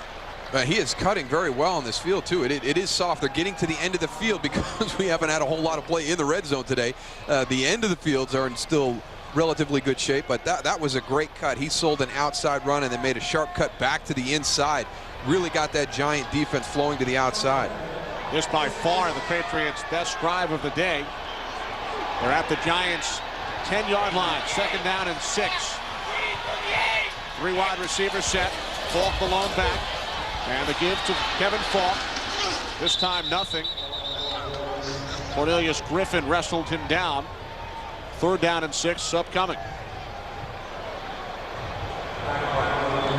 Cornelius Griffin, one of the more athletic defensive tackles in the NFL. He makes plays sideline to sideline, that time running wide on the perimeter, and he has the speed to chase down most running backs in the NFL. You know, he gained that reputation doing the spy technique on Donovan McNabb a few years ago in that Giant Eagle game, and you know, he's one guy that you have to account for. You've got to get him cut off if you want to run the ball laterally out onto the perimeter. Johnny Lynn, Giants defensive coordinator. Patriots have not converted a 3rd down attempt today. 0 for 6 on 3rd down. 3rd down and 6. Patriots can pick up a 1st down without reaching the end zone. Here's a guy you got to watch in these situations, Larry Centers. And the pass intended for Centers. It hit off the official. Hit off the umpire, Tony Mahalik. They split out their formation. They send everybody down to the end zone. They isolate Larry Centers on Dhani Jones. He's got to step on him. And a good play by the umpire. Even Tony could not hang on. Does that count as a Patriots drop? No, I'm not gonna put that one on Tom. This a 28-yard attempt. Adam Vinatieri missed from 42 earlier. He has missed 4 of his last 5 attempts. Missed only 3 all of last season. And from 28, it's straight through.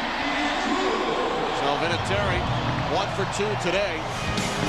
Patriots lead by 7.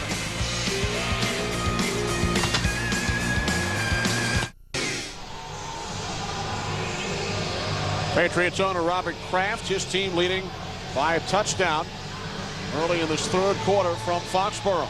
He's very proud of this stadium, and rightfully so. This is my first time here at Gillette Stadium, and it really is. You hear a lot of people say there's not a bad seat in the house, but the way that he turned the stadium in the corners, there really is not a bad seat in this entire stadium. Stadium located across the street from Patriots' former home. Ryan Mitchell out to the 37-yard line. Asante Samuel brought him down after a 22-yard return.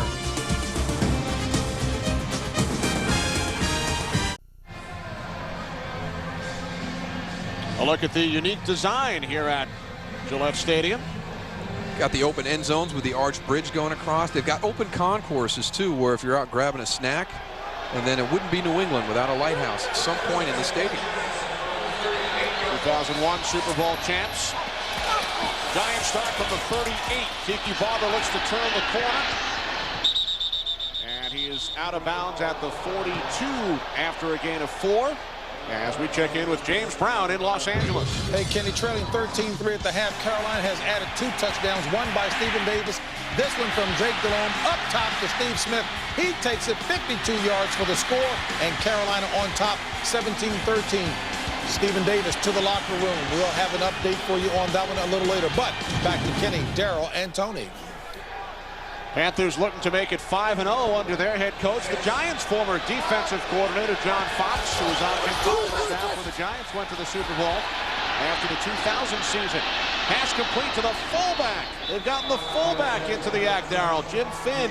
We're wondering why they were putting all those tight ends in the backfield in the first half. Look how clean his jersey is. You can tell he's just been itching to get out on the field. And a gain of 11. Kerry Collins can't find anybody downfield who's open, but again, it's the protection of the offensive line. He has the time to stand there, just checks it down to Jim Finn, gets lost by everybody else, makes some positive yards after the catch. That makes Darrell Johnston proud up here in the broadcast booth. First and 10, New England 47. Off the play fake, Collins slips and then throws low.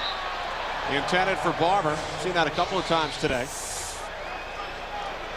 By the way, the Giants, who have had terrific starting field position all day long, on their last 3 drives, Darrell, they have gotten to within Patriots territory. They have been inside the New England 32-yard line on their last 3 possessions. But the result, 2 missed field goals and an interception. Missed opportunities. And the Giants, if you look at every football game they've played this year, they have had one bad half in every single game. And we'll see if that holds true today. They normally come out and play a very good half after that or preceding.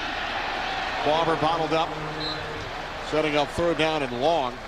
Giants in their last 2 games have not scored in the third or fourth quarters. They did score in overtime against Washington 2 games ago, but if you look at the third and fourth quarters of their last 2 games, they have been shut out. No, they have the poor half in the last 2 games has been the second one. They had a commanding lead against the Redskins, came out, did not score any points in the second half that day. No points against the Dolphins last week. And here's an area where the advantage has now shifted. We see New England calling another timeout in this situation. So the New York Giants, everybody expected them to be confused by the Patriot defense. But up until this point, it's been the other way around.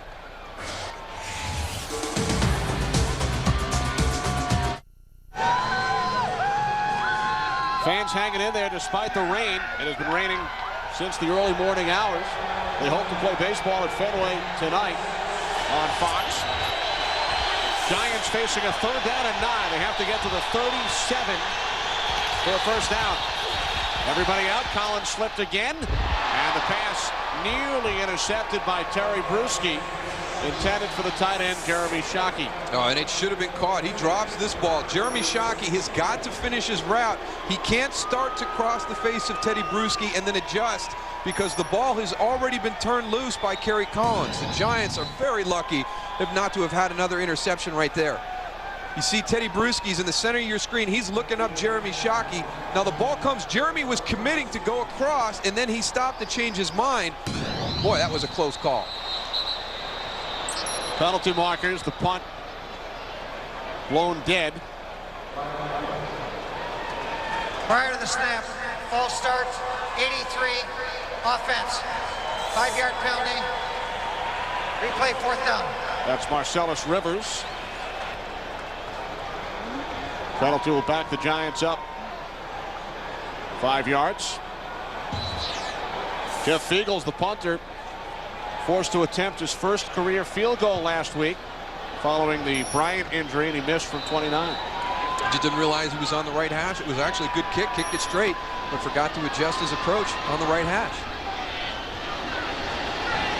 Fiegels, the 16-year veteran who began his career as a Patriot. Takes a Giants bounce. And the Patriots will start from their own 15-yard line when we return. Fox NFL Sunday is brought to you by Southwest Airlines. Friendly nonstop service all across the country. Southwest Airlines, a symbol of freedom. By Taco Bell, where you can spice up the night. By Budweiser, grab a cold fresh Budweiser, it's game time. And by Sprint, proudly offering picture mail and PCS Vision picture phones.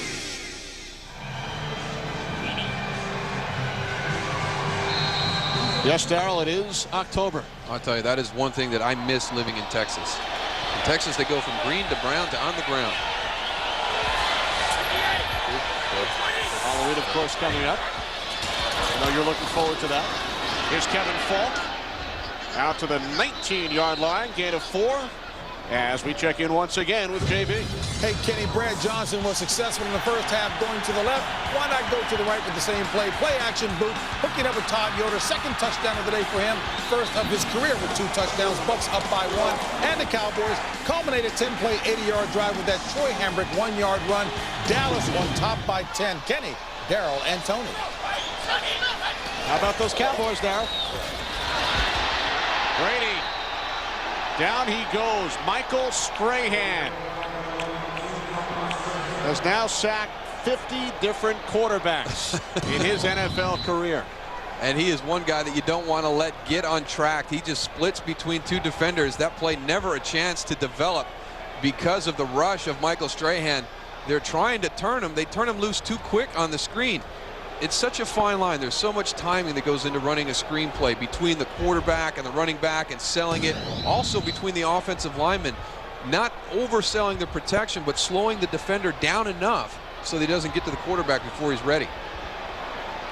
Play clock winding down, and Brady is forced to call timeout. Second timeout the Patriots have used early in this third quarter. Hopefully that will not be something that comes back to bite them at the end of this football game. Sitting at 10-3, those are some pretty valuable timeouts at this stage of the game to burn this early. So Brady over to the sidelines. Getting back to your former club, the Dallas Cowboys. You still live in Dallas. Bill Parcells coached both of these clubs to a Super Bowl. Won 2 Super Bowls with the Giants. Brought the Patriots to the Super Bowl where they lost to Green Bay. They are staring at a potential 4-1 record should they hang on and defeat the Philadelphia Eagles today. This was a great test for the Dallas Cowboys because in Andy Reid's tenure as head coach of the Philadelphia Eagles, they have dominated the Dallas Cowboys. So this was going to be kind of a benchmark game to see what influence Bill Parcells has had on the team. And leading 17-7, I mean, that speaks volumes. Even if they were to have lost a close game, it would be a huge lift for this team. But they have bought into everything he has said and taught them, and they're playing some very, very good football right now. Third down and 16 following the sack, following the timeout. Patriots have to get to the 25 for a first down. Brady firing to the near side. And David Gibbons did in fact stay in bounds and picks up the first down. Patriots needed 16. They gained 20. Amazing. Johnny Lynn's got to be going crazy right now. The fact that his defense just allowed a conversion of 3rd and 15 with the offense backed up. I mean, they're going to get great field position.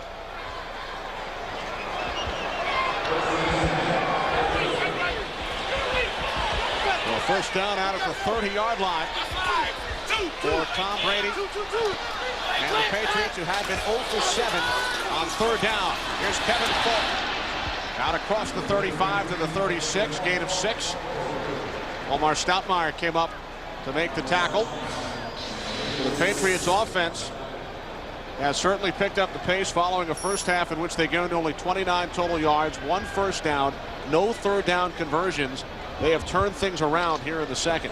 And it's amazing that a team can go in at halftime, be able to look at everything that was going on. You look at the pitchers that come down from up above, and you make the adjustments and come out and play just a totally different style in the second half. Fourier shifting to the right. Waiting to Patton. And he picks up the first down. Will Peterson made the stop. How do coaches adjust? Halftime is only 12 minutes long. You figure it takes a minute and a half to go in, a minute and a half to come out. So they basically have 9 minutes to make the adjustments. Well, a lot of the work is being done on the sideline beforehand. The coordinators will get down from the booth a little bit early, start working on things, and then it's just a matter of getting it to the team. But the big thing in the first half is New England was just really killing themselves. It was a lot of the things that they were doing, and that has been the frustrating part for Bill Belichick. He looks at the inconsistency, and a lot of it were things that were in the players' control, and that's what was happening in the first half. From the 42, the handoff to the wide receiver, Troy Brown. Second time we've seen the Patriot wideout take the handoff today, and Brown gains 3. Dan Copen, the Patriots rookie center out of Boston College, slow to get back to his feet. And that's the one thing you can't have. They have finally established some continuity in the offensive line with the same starting 5 playing 2 weeks consecutively. So that's another group on this team that has really been hit hard by the injury bug.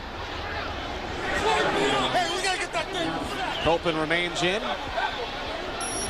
Second down and 8. Patriots from their own 43-yard line.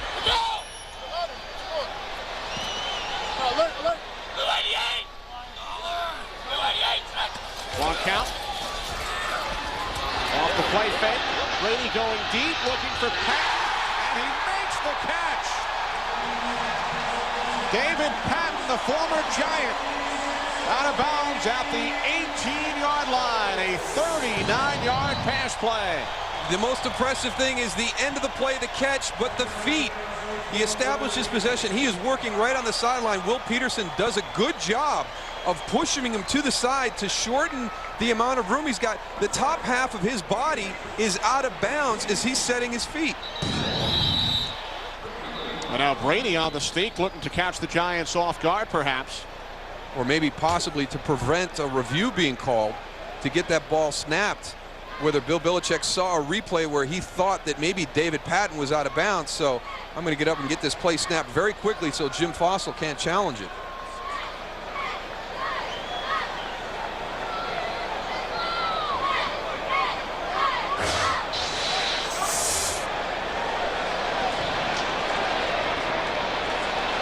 Bill Carollo went over for a chat with Jim Fossil. New York tried to challenge the ruling on the field from the prior play. However, the ball was snapped before the buzz. The play that stands is ruled first down. A very smart play by the Patriots, getting off the snap quickly while the Giants coaches were looking at replays upstairs, and then the Patriots ran the next play. Very smart. Let's go back and see if we can see if it was a, there's 1 foot. There's 2 feet. That's a catch either way, so Jim Fossil would not have missed out. Did Patton have possession in your mind? It's a mute point now. I'm not walking out on that limb. I thought he did. I did too. That's a great concentration, great job with the feet, because this whole upper body is out of bounds. So it looked to be the correct call. All right, wide open. Bethel Johnson. Johnson brings it down to the 1. Dhani Jones and Omo Stoutmeyer right now are in discussion, trying to figure out what happened on that play. There was nobody in the middle of the field to protect against the shallow cross. You take a look at Bethel Johnson when he catches this ball. Nobody is around him. He comes into the middle of the field, and there's not a Giant defender within 10 yards of him. Patriots, 140 yards of offense in the second half. Only 30 in the first. Flecko in at fullback. And with Flecko leading the way, Mike Cloud into the end zone for the touchdown.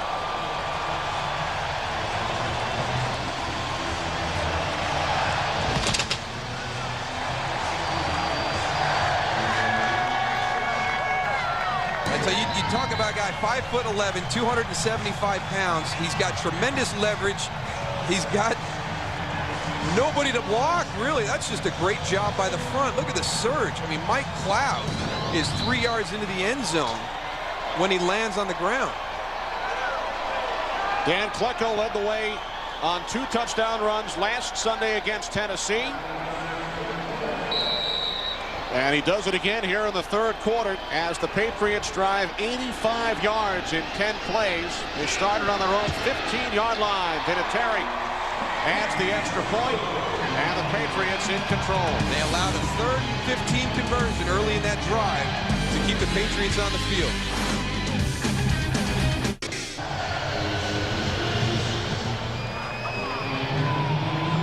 Larry Sanders getting checked out on the bench, making sure he's 100%. Look at Dan Klecko. This guy is amazing. He plays fullback. He's on the kickoff coverage team. He plays defensive line. He'll also stand up as a linebacker. He blocked a field goal against the Redskins a couple weeks ago. He returned a kick last week against Tennessee. Scooped up by Brian Mitchell. And a penalty marker as Mitchell is brought down at the 37-yard line. Bill Belichick has referred to Klecko as three-way Klecko. Offense, defense, special teams. He does it all. Of course, he's the son of 5-time Pro Bowl Jets superstar Joe Klecko, part of the sack exchange. 51 during the return on the return team. 10-yard penalty, first down. Rookie out of Temple, 4th-round draft pick by the Patriots. You just take a look at everything he does. Last week, he even got a chance to field and return a kick on the kickoff return group. There's the blocked field goal against the Redskins a couple weeks ago. And the lead block on the goal line. We saw that earlier this afternoon, too. And then there's his natural position on the defensive line. And the way to sum up Joe Klecko is he's just a football player. I mean, he's playing everything, but he just loves the game. On the screen pass, it's Tiki Barber. Brings it out to the 31, close to the first down marker. Ty Warren made the tackle. Joe Klecko, one of the all-time great New York Jets. Member of the sack exchange, along with Mark Gastineau, Marty Lyons, and Abdul Salam. And now the second-generation Klecko off to a terrific start in his NFL career with New England.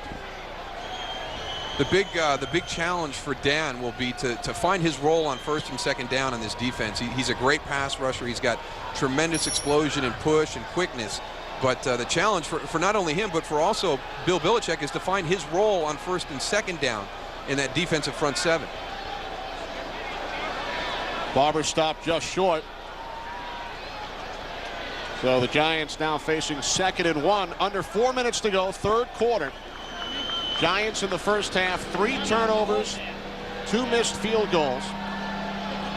They dominated the first half statistics, but the Patriots have come out here in the second half, and they put together 2 impressive drives. 63-yard drive, culminating in a field goal and an 85-yard touchdown drive.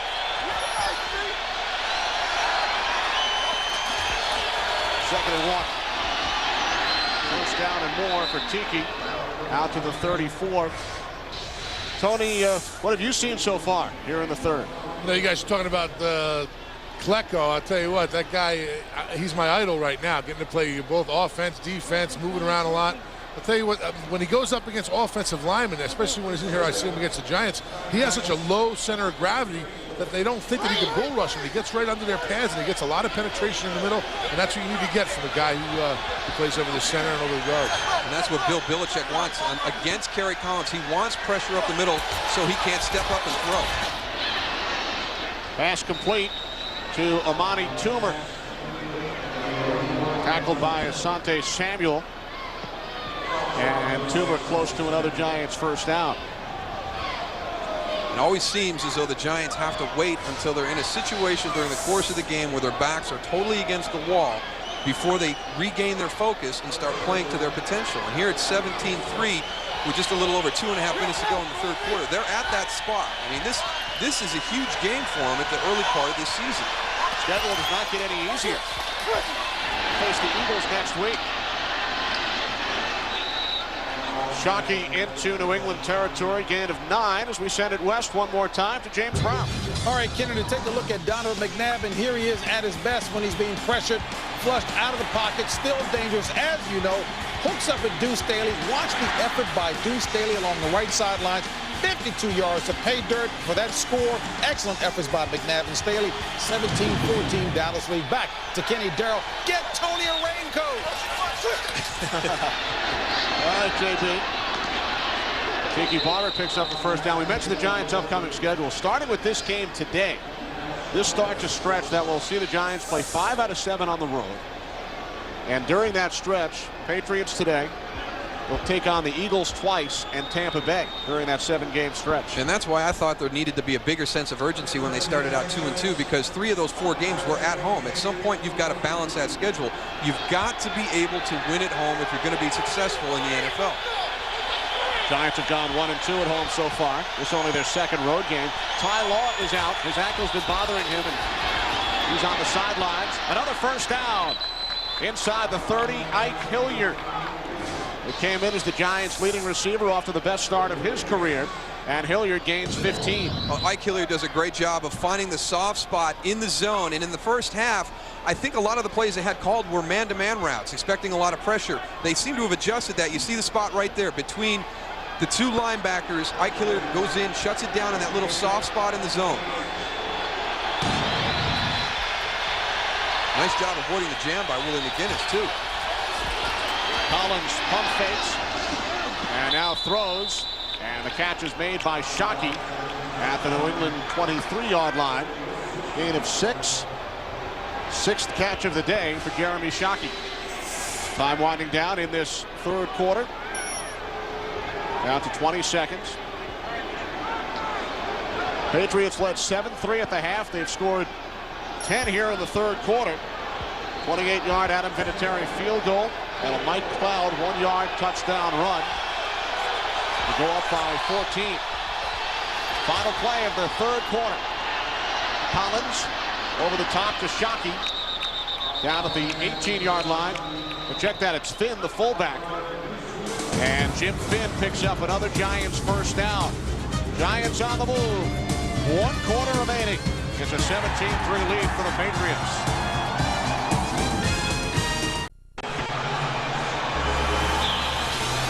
Yes, it is still raining here in Foxborough. 3 quarters in the books. Patriots have extended their lead over the Giants.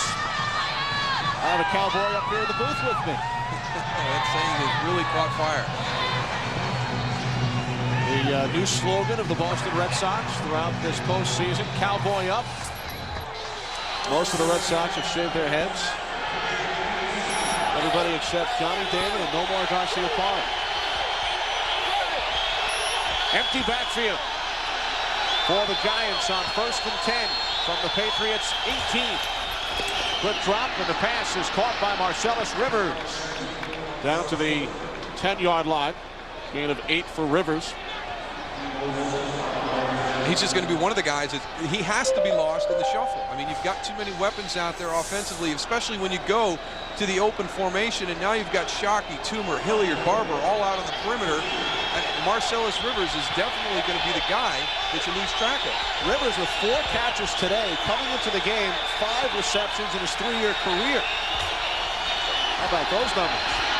Collins taken down back at the 18-yard line by Richard Seymour, who's had a tremendous game. He was a factor on both interceptions, a deflected pass, and a hit on Collins, and now a sack. And Kerry Collins, he'd love to have this one back. He's got to be able to get that ball out of there and not take the sack. They go from 2nd and 3 all the way back now to 3rd and 8. That was a very critical sack for Kerry to take. Does a good job of holding onto the ball, though, with all the turnovers that they've had in the first half. First sack of the game for either club. But check that, first sack for the Patriots. Strahan had one earlier. 3rd down and 8.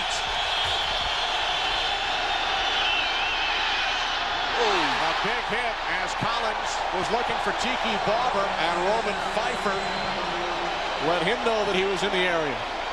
Man, that is one you have to go talk to your quarterback on the sideline right now, because you're not expecting to be covered or having a guy coming across the middle at that point. You have confidence in your quarterback that if he's leading you across the middle, that you have open field in front of you. If he throws it on your back hip, your back shoulder, makes you stop and turn for it, that means that you've got pressure coming at you.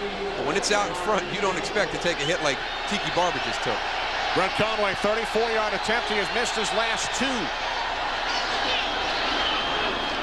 Now 50% on the day. Conway 2 for 4 in his Giants debut. Patriots lead is now 11. Fox NFL Sunday is brought to you by Radio, starring Cuba Gooding Jr. and Ed Harris in theaters October 24th, rated PG. By TGI Fridays double glazed baby back ribs, glazed twice for a one-of-a-kind taste, only at Fridays. By Midas.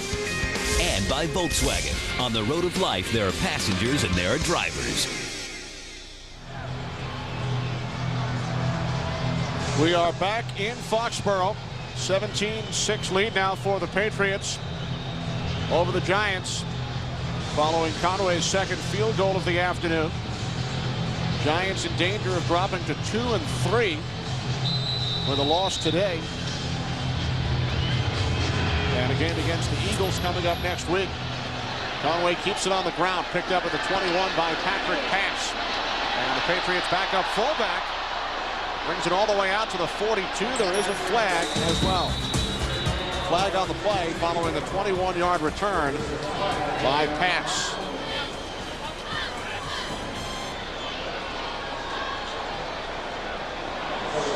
Del Carollo signaling Holding. a hold. 23 on the return team. 10-yard penalty. First down. Timeout. Antoine Harris, the guilty Patriot.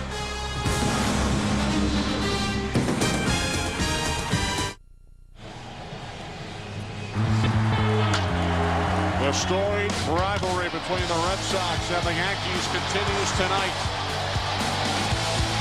Carlton Fisk, Bucky Dent, and now circa 2003.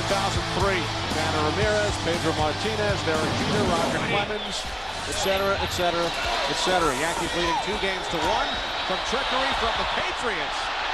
Troy Brown down the sidelines. Penalty marker. Brown out of bounds at the 43. You'll fool me once, shame on you. Fool me twice, shame on me. Last week, the Dolphins blow the game open with a reverse. The Giant defense is very lucky that the same thing didn't happen to them this week again.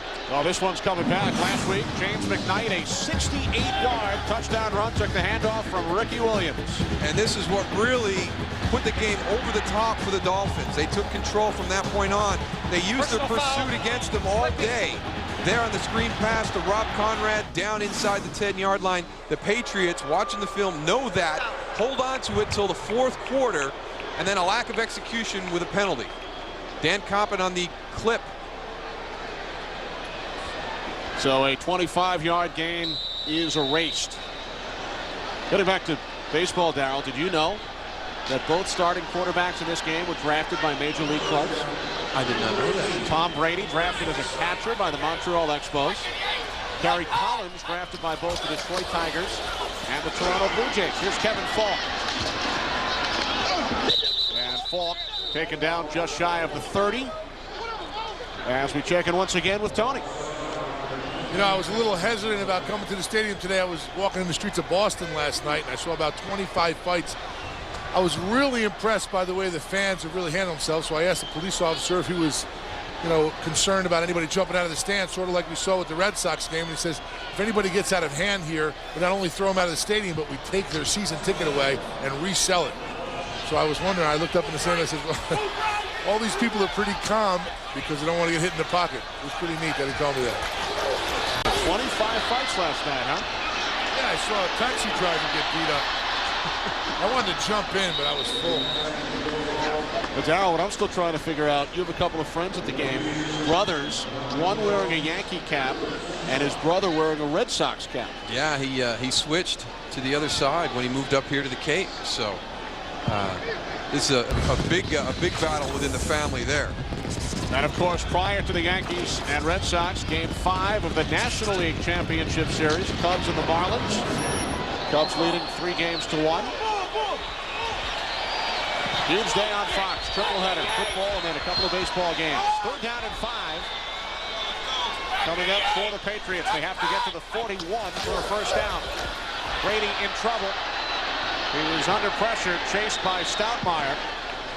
And the Patriots will punt it away. Goose? I heard your two brothers are wearing two different hats, Darryl. What kind of hat do you have? I don't pledge allegiance to either team. Come on, man. Tell us, you a Yankee fan or a Red Sox fan? I want to see a Red Sox-Cubs World Series, and then I think that way I can enjoy it in either team that wins. But obviously, you'd love to see the team that's away the farthest. I'd like to see the Cubs winning. I wouldn't be surprised to see you as governor of Texas one day. You're such a politician. But you know it means more to the Red Sox fans if they can get there through the Yankees. I mean, obviously they'd love the championship, but if they can get that, along with the fact that they beat the Yankees to get there, it's going to be that much more special for these Red Sox fans. So how did the Texas Rangers do this year, Darryl? That's why I'm not a baseball fan. Fox NFL Sunday is brought to you by GMC. We are professional grade.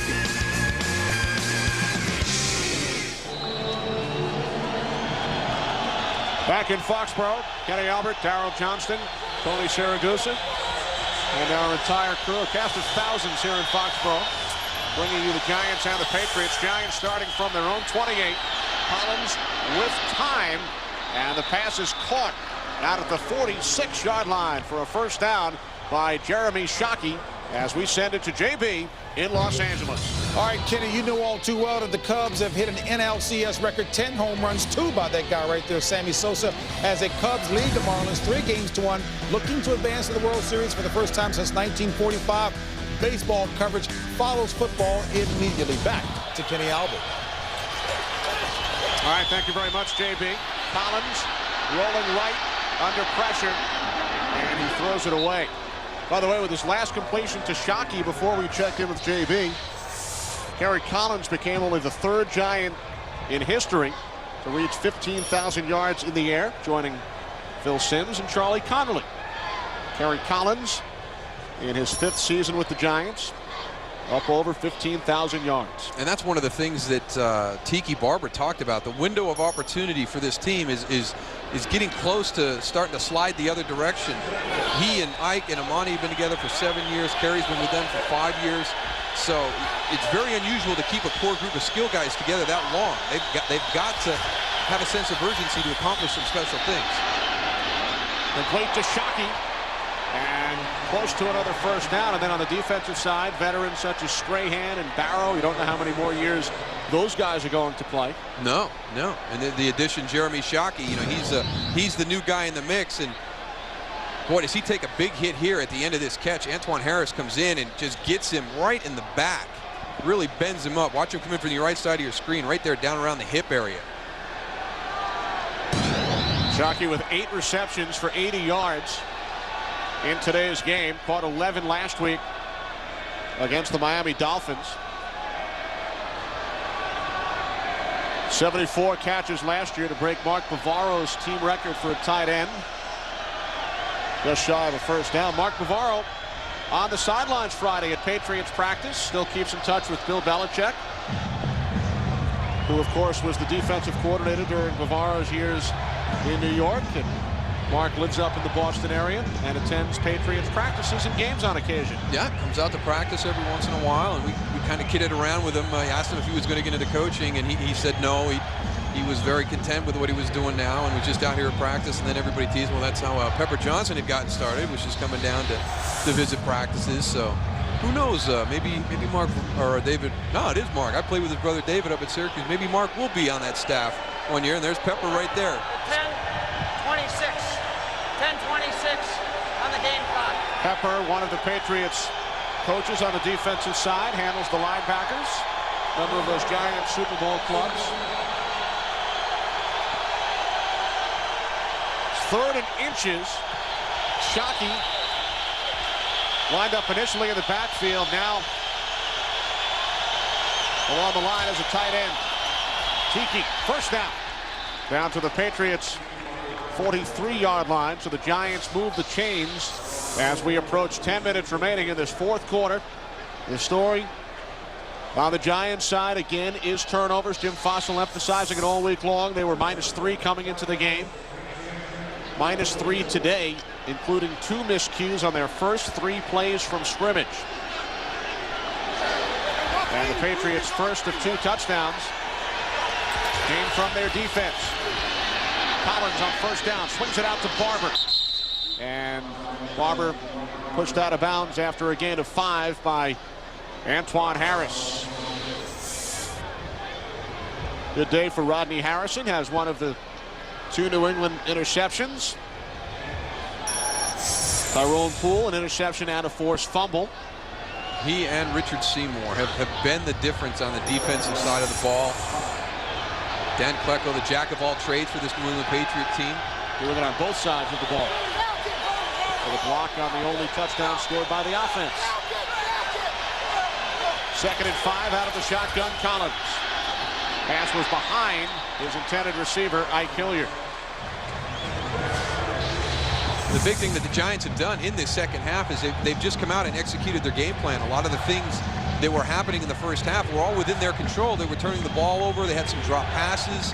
So it was easier for them at halftime to be able to go in and correct some of the things that they were doing. But New England, who had struggled very, very much in the second half with the offense that they were running, has really come out and done a nice job this half. But it's time for the Giants to answer what the Patriots have done. 2 tight ends on 3rd and 5. Giants have to get to the 34. And they do. Pass caught by Amani Toomer. Picks up the first down. Gain of 9. So the Giants convert on 3rd down as Toomer catches his 4th pass of the day. Amani Toomer, the key to getting this offense on track, just was a simple speed cut to the outside. But I can't say enough about the protection up front by the offensive line, the tight ends, and the backs as an entire group. I mean, Kerry Collins has felt very little pressure, and especially the 3rd down situations when you're going to get those unusual fronts and blitz packages that Bill Belichick is known for. Patriots still playing without Ty Law. Oh, yeah. Out with that ankle problem as Barber is stopped by Roman Pfeiffer after a short game. Ty Law has been battling ankle problems. Came back last week, scored a touchdown on an interception, but he's been out of this game now for quite some time. Yeah, and it's a situation like this with the wet field. It's very difficult for Ty Law, but Tiki Barber needs to talk to Kerry Collins. The risk reward on some of these underneath routes is not in his favor. Roman Pfeiffer is coming up and just tattooing it. 2nd down and 6. From the 26, here comes the blitz. Collins gets rid of it, and the pass short, intended for Amani Toomer. Terrific job by our entire crew today. Our producer, Bob Stenner, director, Sandy Grossman, associate director, Charles McDonald, sideline producer, Jacob Ullman, broadcast associates, Wayne Wilson and Michael Peoples, technical producer is Bob Muller. Pre-game show produced by Scott Ackerson, directed by Bob Levy. Studio technical supervisor is Jack Simmons. The senior producer is Bill Brown. The executive producers of Fox Sports are Ed Gorin and David Hill. 3rd down and 6. 3 wide receiver set. Collins looked right, throws left, and it goes through the hands of Barber. Tiki's got to finish the catch on that one. He was looking upfield to see where the pursuit was coming from. He took his eyes off the ball right at the critical point. You'll see as it comes in. Right there, he doesn't secure the catch. He's pulling his head up to see where the pursuit is at. Now, Darrell, the Giants looks like they will go for it on 4th down. This would be about a 44-yard attempt. Conway has already missed 2 from that range today. So the Giants going for it on 4th and 6. They need to get to the 20 for a first down.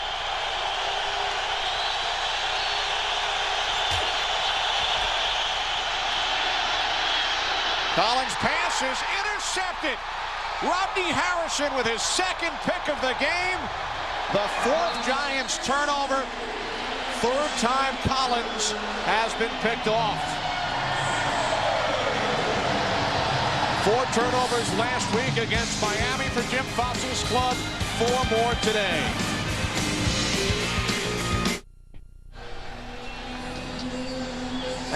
Over 8 minutes to go in the game, 4th and 6. Hey, Tony, I don't know about that call. You brought Brett Conway in. Don't you think you line up for the field goal there? You know, I don't agree with the field goal. I was talking to a bunch of the kickers down here and looking at the ball. It's about, you know, it's very waterlogged. And I asked one of the kickers, he said he's taking about 10 yards off the kick.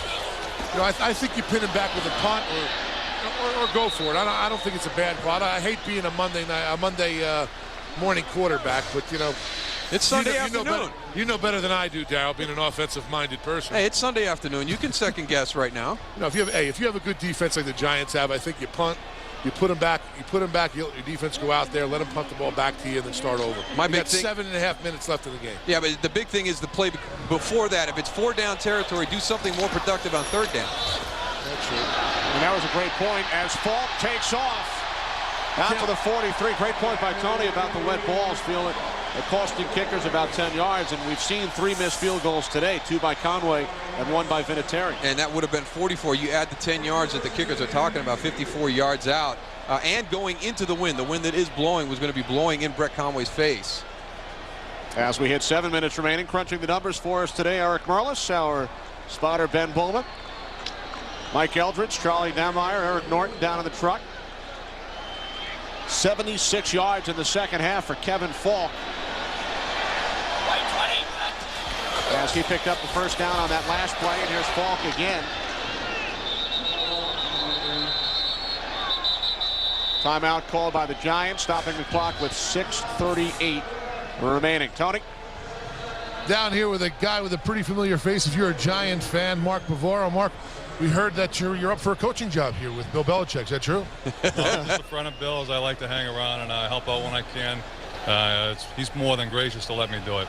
So pretty much you ran out of all the free stuff you got when you played for the Giants. Now you're back here to get all your paraphernalia back. I'll work for anybody for a free T-shirt.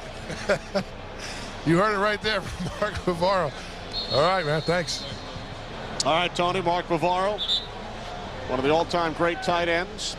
Spent the 85 through 90 seasons with the Giants. Check this out, Darryl. Giants offense. During their last 6 possessions, 4 times they have gotten within the Patriots' 35-yard line. They've come away with 0 points. Yeah, and that is the game toughness that we keep talking about, that Tiki Barber mentioned, capitalizing on your opportunities. They've had opportunities in this game to take the momentum and distance themselves from the Patriots. They weren't able to do that in the first half, and now they find themselves behind here in the 4th quarter. Brady's pass incomplete, intended for Patton. The result of those 4 drives, a pair of missed field goals and a pair of interceptions. Giants now 4 turnovers, 2 missed field goals. And the turnovers are the story. Turned it over twice, first 3 plays. Patriots scored a touchdown on the Tiki Barber fumble. Led 7-3 at the half. It's now 17-6. 3 wide receivers set for the Patriots. 3rd down and 8 from their own 45. And Brady airing one out, looking for Patton, who did not come down in bounds. So now the Patriots will punt it away. We've already seen David Patton do a great job on the sideline with the deep ball. That time just a little bit, thrown a little bit too far outside for even him to secure the catch and get his feet in. But the Patriots really executing a game plan that they had a lot of confidence. They were all excited about the game plan against Tennessee. They had that same feeling this week. They come out, they try to establish something. They really struggled in the first half with a lot of things they were doing. But here in the second half, they've got the running game going, and now they're starting to take their shots down the field. Patriots thought the ball touched Brian Mitchell. It did not. In fact, if it touched the Patriot first, it doesn't matter what happens after that. It's called an illegal touch. And once the punt touched the Patriot, even if it touched the Giant, it's Giants football. Brian Mitchell is one of the guys back there who knows that, so it's actually probably smart of the Patriots to pick it up, because I have played against him in the past. You see clearly it hits Chris Akins, number 34 right there, so the play is dead. And a lot of times the guys will walk away in that situation. I've seen Brian Mitchell run into the middle of everybody and pick it up, because in that situation, nothing bad can happen to the New York Giants. That's right. Once it hits Akins. At number 34, by rule, the receiving team will keep the ball at this spot, first down. And once it hits Akins, Doesn't matter what happens after that. It's Giants football. Even if Mitchell picked it up, ran with it, and then fumbled, Giants get the football. Fans in the stadium, of course, do not understand the rule as they react to the replays up on the video screen. Jim Fossil knows the rule. +4 turnover margin for the Patriots today, which means the Giants are -4. And now -7 for the year. Collins over the middle, first down out at the 33-yard line to Ike Hilliard. And Teddy Bruschi is shaken up. Patriots already without Ted Washington, Ted Johnson, Mike Vrabel, Ty Law. And now Teddy Bruschi is down. It's just amazing how it just happens at some point during the season where nothing seems to go your way. The ball will bounce funny. Guys will start to get hurt. And for the Patriots, right now you see Teddy down in a very awkward position when the receiver is tackled into him. And they're not simple injuries. They've had broken bones. I mean, everything you can imagine has happened to this team. He also hit Hilliard helmet to helmet.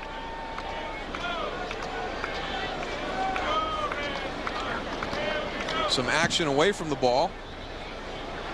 Robbie Harrison and Tim Carter involved.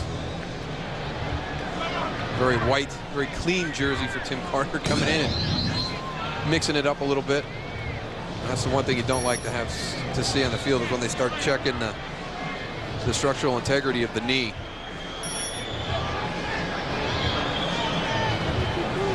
So the Patriots medical staff continues to work on Teddy Bruschi. Coming up next, following football, Game 5 of the NLCS. Cubs and the Marlins, followed by Game 4, Yankees and Red Sox. And it looks like the rain is starting to clear up here in the New England area, Darryl. So they may play baseball tonight. David Wells, John Burkett, the scheduled pitching matchup. Wonder how many fans in the stadium at this game will head over to Fenway tonight. I know one. My partner right here is going to be making the mad dash from Gillette Stadium into Fenway. That's what I hear. Found out a couple of minutes ago. A couple of our cameramen will be doing double duty. Pass complete to Tim Carter out at the 40-yard line. Gain of 7.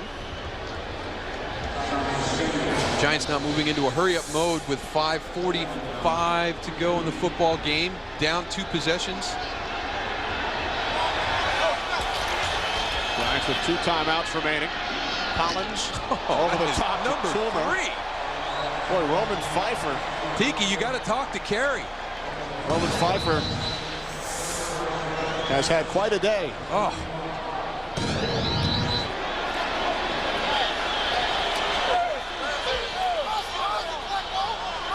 From the 45-yard line, 5:15 remaining. Nearly intercepted by Bruschi, who had the end zone in his sights. His last 3 interceptions, he's returned all 3 for touchdowns. 1 this year and 2 last season. He thought he had another one. He does a great job of jumping the route. Jeremy Shockey cannot turn and drift backwards. That allows Teddy Bruschi the ability to undercut him right there. And that definitely would have been 6 points going the other way if Teddy could have held on to that. Right through his hands. Patriots defense already has a touchdown today, 4 on the year.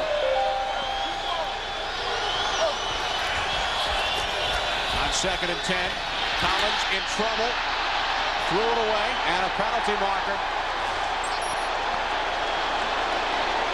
Collins lost his helmet on the play. It's a personal foul against the Patriots. Roughing the passer. Personal foul, roughing the passer, number 90, helmet, the helmet hit, 15-yard penalty, first down.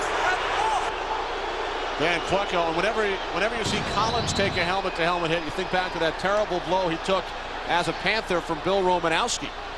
And that's the thing, this is not a late hit. Helmet to helmet, it's not, you see him come in at the end right there, and he did. And I don't know why the fans here are booing, but Dan Klecko is going to come in from the right. Watch him lead with his head. You can see Carey's head snap. That's a good call by the officials.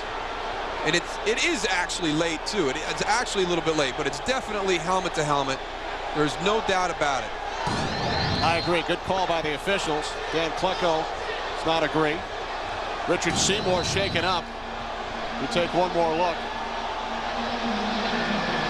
The ball is out of his hand. It's even a little bit late, but you can see Carey's head snap right there.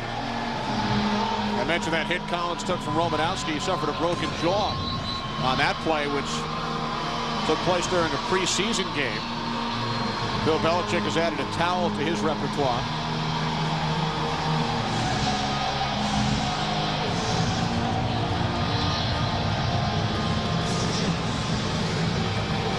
Seems like a rather lengthy discussion for a call that really is quite obvious. So I don't know if there's another point that Bill Belichick is trying to get across. Did Belichick think Collins should have been called for intentional grounding as well? Well, the hit on the quarterback actually made the ball go where it went. He wasn't throwing the ball away. It was the impetus of the other two defensive linemen for the Patriots that had hit Kerry Collins before Dan Klecko came in. So an automatic first down for the Giants, who trail by 11 from the Patriots 40. Collins steps up and then goes down back at the 43-yard line. Combination of Jarvis Green and Matt Chatham, who scored the Patriots' first touchdown earlier. They combine on the sack of Collins. And this is the first time in the game that we've seen the Patriots start to get some consistent pressure on Kerry Collins. Their offensive line has done a very good job all afternoon of giving him time to stand and deliver the ball. Under 5 minutes. Quick slant is caught down at the 37-yard line by Tim Carter. How is his jersey so clean? I don't know. I don't know. I mean, he's been in on this drive, but obviously, if he has been in the game, he hasn't been in a phase where he's been tackled or knocked to the ground. 3rd down and 7. Incomplete. Ike Hilliard looking for a flag. Tyrone Poole on the coverage. And now the Giants facing a similar situation as they did on their last possession. It's 4th down and 7. And they will obviously go for it once again, because this would be a 54-yard attempt. So the Giants again going for it on 4th down. They have to get to the New England 30.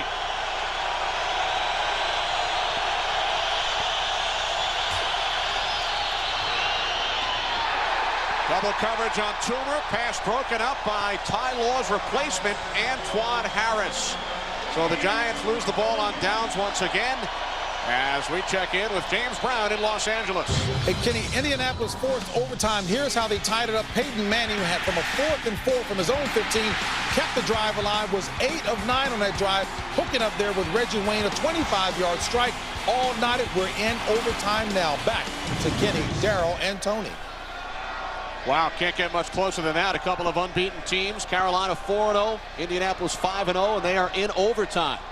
Indianapolis facing the similar scheme that they did last Monday night against Tampa Bay, or the Carolina Panthers, back in overtime again. Indianapolis 2 games in a row. Giants have already played 2 overtime games this year, lost to Dallas and a win over Washington.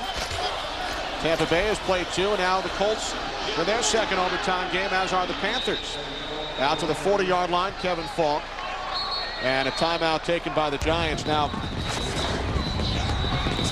I told you about Game 5 coming up. Cubs and Marlins. That will be followed by the Yankees and the Red Sox in Game 4. That's Christian Fourier, the tight end, is down. Unless the Giants come back and win this game, Darrell, they will have a record of 2-3. Turnover problem has continued. What will much of the talk be about in New York this coming week? Aside from baseball, of course. Well, hopefully they'll shift from the way they approached it last week, where the comments were, we're 2-2 at this point. You know, our goal is to get to 3-1. You know, you break the season down into quarters. But being at 2-3 and having a team that had such high expectations coming into the season, coming to New England, and this is not a knock on the Patriots, but a team that has just been hit by injuries. This Giant team, if they're playing to the level that they expect to play as players, should have been in control of this football game, especially in the first half, the way their defense dominated.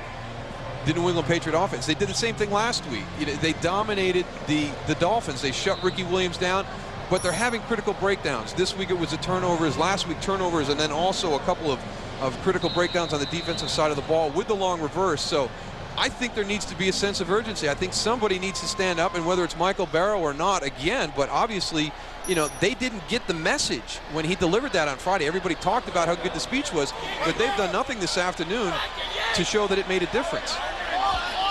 2nd down and 7.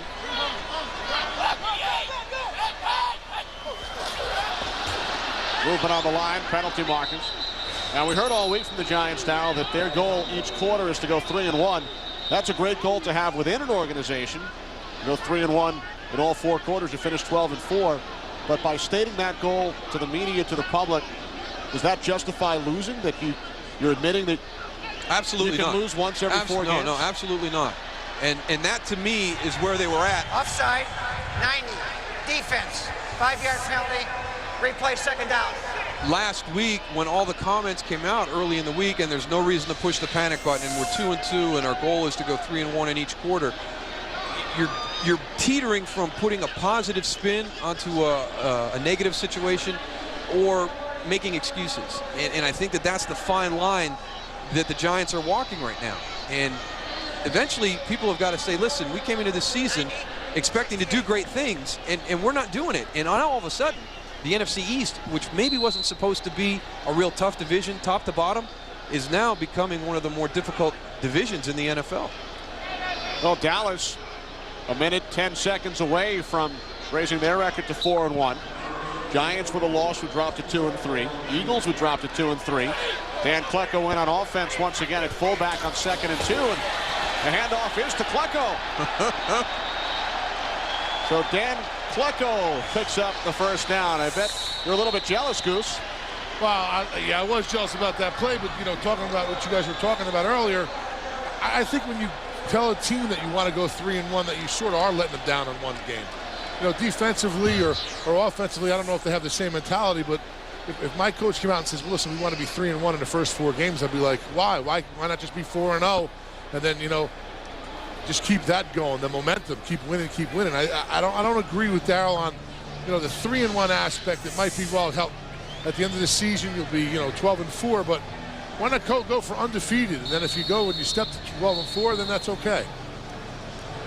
The thing of it is it's something that's there it's everybody's approach. I mean, it was our approach in Dallas too. I mean, you win your games at home, you split on the road. That's another way to get to 12-4. It's a philosophy of getting to a certain point at the end of the season where you've won your division, you've put yourself in a position to have home field advantage throughout the playoffs. 12-4, 13-3, that's the area you're shooting for. And I think that a lot of times people get caught up in that. And sure, the approach should be, hey, we're going to go out, we're going to win every football game. But there's only been one team in the history of NFL that's done that. So I don't expect to ever see that duplicated. So it's a goal, yeah, great, but it's totally unrealistic in today's day and age of the NFL. But by saying 3-1 per each quarter or winning all your games at home and splitting on the road puts you to that 12-4 mark that teams are shooting for to establish themselves home field. Here's Cloud running behind the block of Klecko once again. It's an interesting debate because I see both sides. I see, Darryl, where coaches look at 12-4 as a terrific record home field, but on the other side, are you admitting that it's okay to lose 1 out of every 4 games? No, it's never acceptable to lose.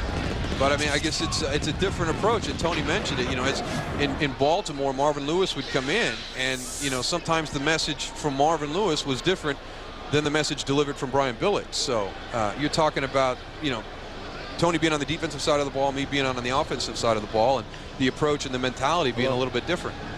Yeah, you talk about unrealistic goals. I mean, the Super Bowl year that we went, we had to go and, our offense didn't score a touchdown in 5 games. And, Marvin would be in the defensive reading room saying, listen, we got to pitch a shutout to win this game.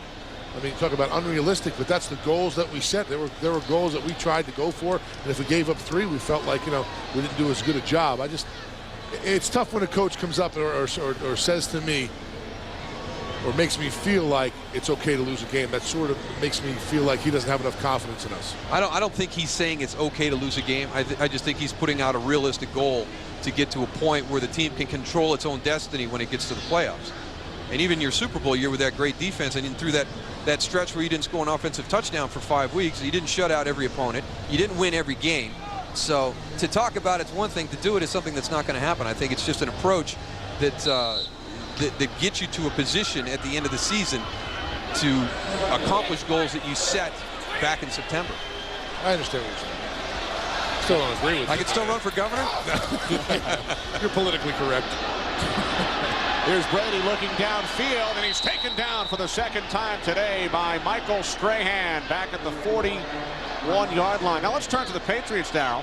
They lead 17-6, and they have to feel pretty good about themselves. This would be their 4th win in their last 5 games after they were shut out by Buffalo week 1. And up next for Bill Belichick's club, the Miami Dolphins on the road next week. Well, they have done a great job because of the adversity that they faced during this run. I mean, the number of guys that they have out on the injury list is amazing. And to have beaten the Tennessee Titans, which is a physical team and a team that a lot of people are watching in the AFC, the New York Giants, who to me today came into a game that is another opportunity to define themselves, to find out what the identity of this football team is. And they beat them here at home. They're winning the games that they need to win, even though there's a lot of guys that opening day in September were on the football field aren't out there with them this afternoon. Patriots able to run the clock down. Giants with no timeouts remaining. And on 3rd and 18, a spectacular catch is made by Troy Brown, but there is a flag. It's coming back. A 31-yard pass play, but it's all for naught. But you gotta love the play call by Charlie Weis. 3rd and 8, you expect something conservative. Illegal use of the hands. Hands to the face. 72. Offense. 10-yard penalty. Replay 3rd down. A screen pass, something short into the middle of the field that gives the receiver the opportunity to catch the ball and make the 1st down. If not, the clock would continue to move. If the Giants elected to, they're out of timeout, so it would continue to move. And yet Charlie Weis sends 4 verticals down the field. They do everything right except execute the protection. So a 31-yard pass play from Brady to Brown is called back. And the Patriots now looking at a 3rd down and 28. I think I go back and call the exact same play. Why not?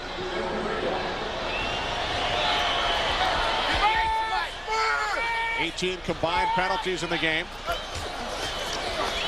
And the Patriots go the conservative route with Kevin Falk.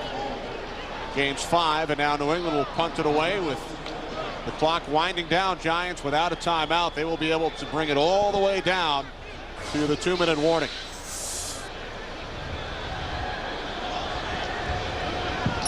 It's still amazing to me with the expectations that the Giants had coming into the season that when you talk to them, they still don't know what the identity of the team is. And they're now 5 weeks into the season, and they still have been unable to establish what they want to be as a team this year.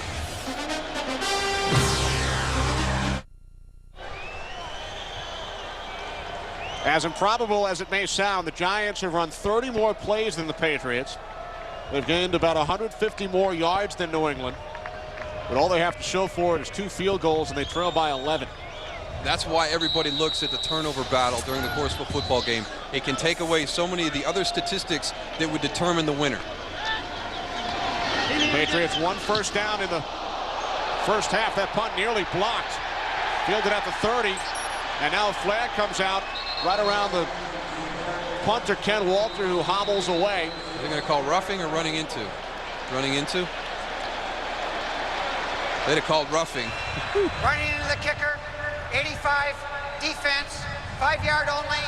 Replay 4th down. David Tyree. He was close, too. The good thing that David did is he wasn't going to be able to get to a block point without hitting the kicker. He felt unsure. He went by him on the side and made just a little bit of contact. And if he'd have come into the center without the ability to get on there, well, I tell you what, he was very close to blocking that. I don't know. Maybe he needs to turn right at that point. He gets his hand. He actually hits Ken Walter in the shin. He's just a little bit high. Tried to take the ball right off his foot.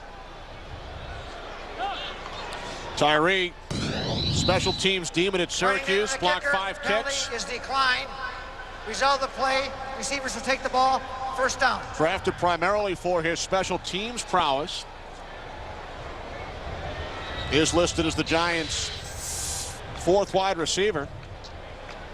Penalty declined, so the Giants, with no timeouts, will take over. 1:51 remaining. Marlins and Cubs coming up next. Cubs look to clinch that National League Championship Series.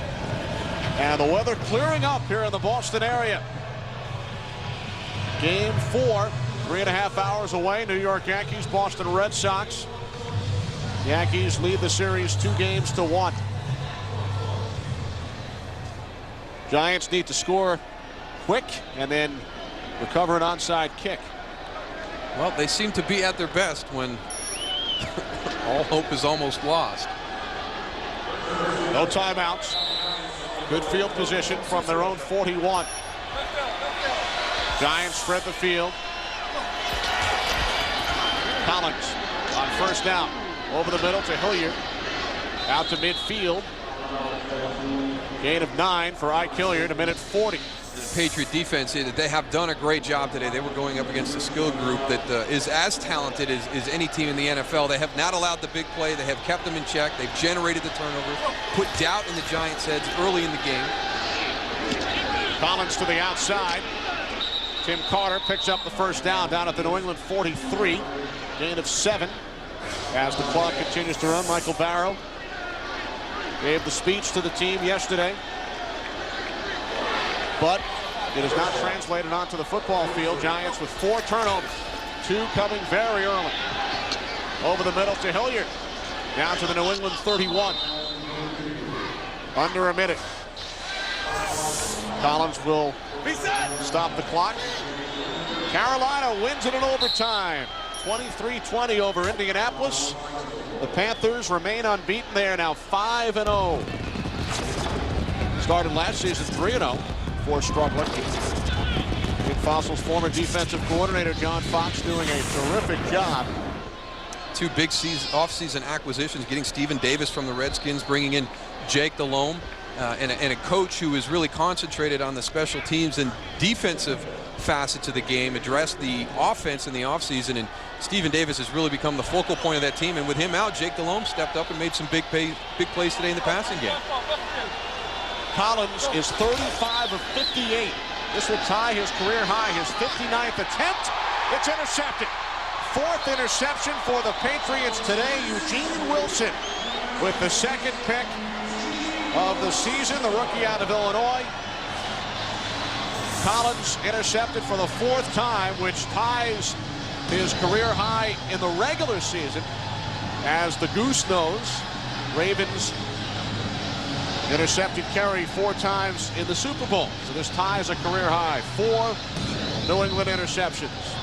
But that's really, 2 of those were Kerry's responsibility this afternoon. The other 2 deflections, those happened during the course of the game. But the New York Giants unable to answer the call again this week. We'll see what the response is following this loss, but congratulations to the New England Patriots, a team that has really done a tremendous job battling the adversity of the injury situation this team has faced. They set the plan in place.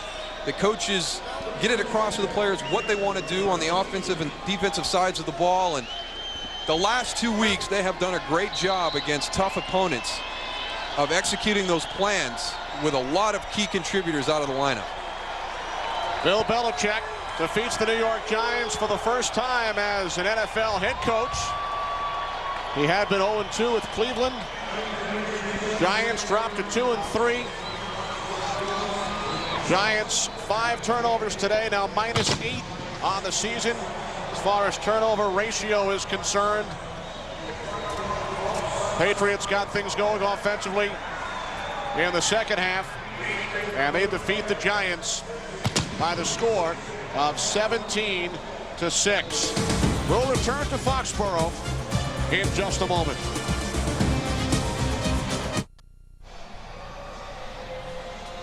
Final score from Foxborough: New England Patriots 17, New York Giants 6. Our UPS leaderboard brought to you by UPS. What Brown can do for you. Kerry Collins, 35 of 59, intercepted 4 times. Kevin Falk, career high 87 yards on the ground, and Rodney Harrison with 2 interceptions for the Pats. Common results. For Daryl Johnston and Tony Siragusa, Kenny Albert saying so long from Foxborough. Coming up after the commercial, JB, Terry, and Howie from the Fox Network Center in Los Angeles.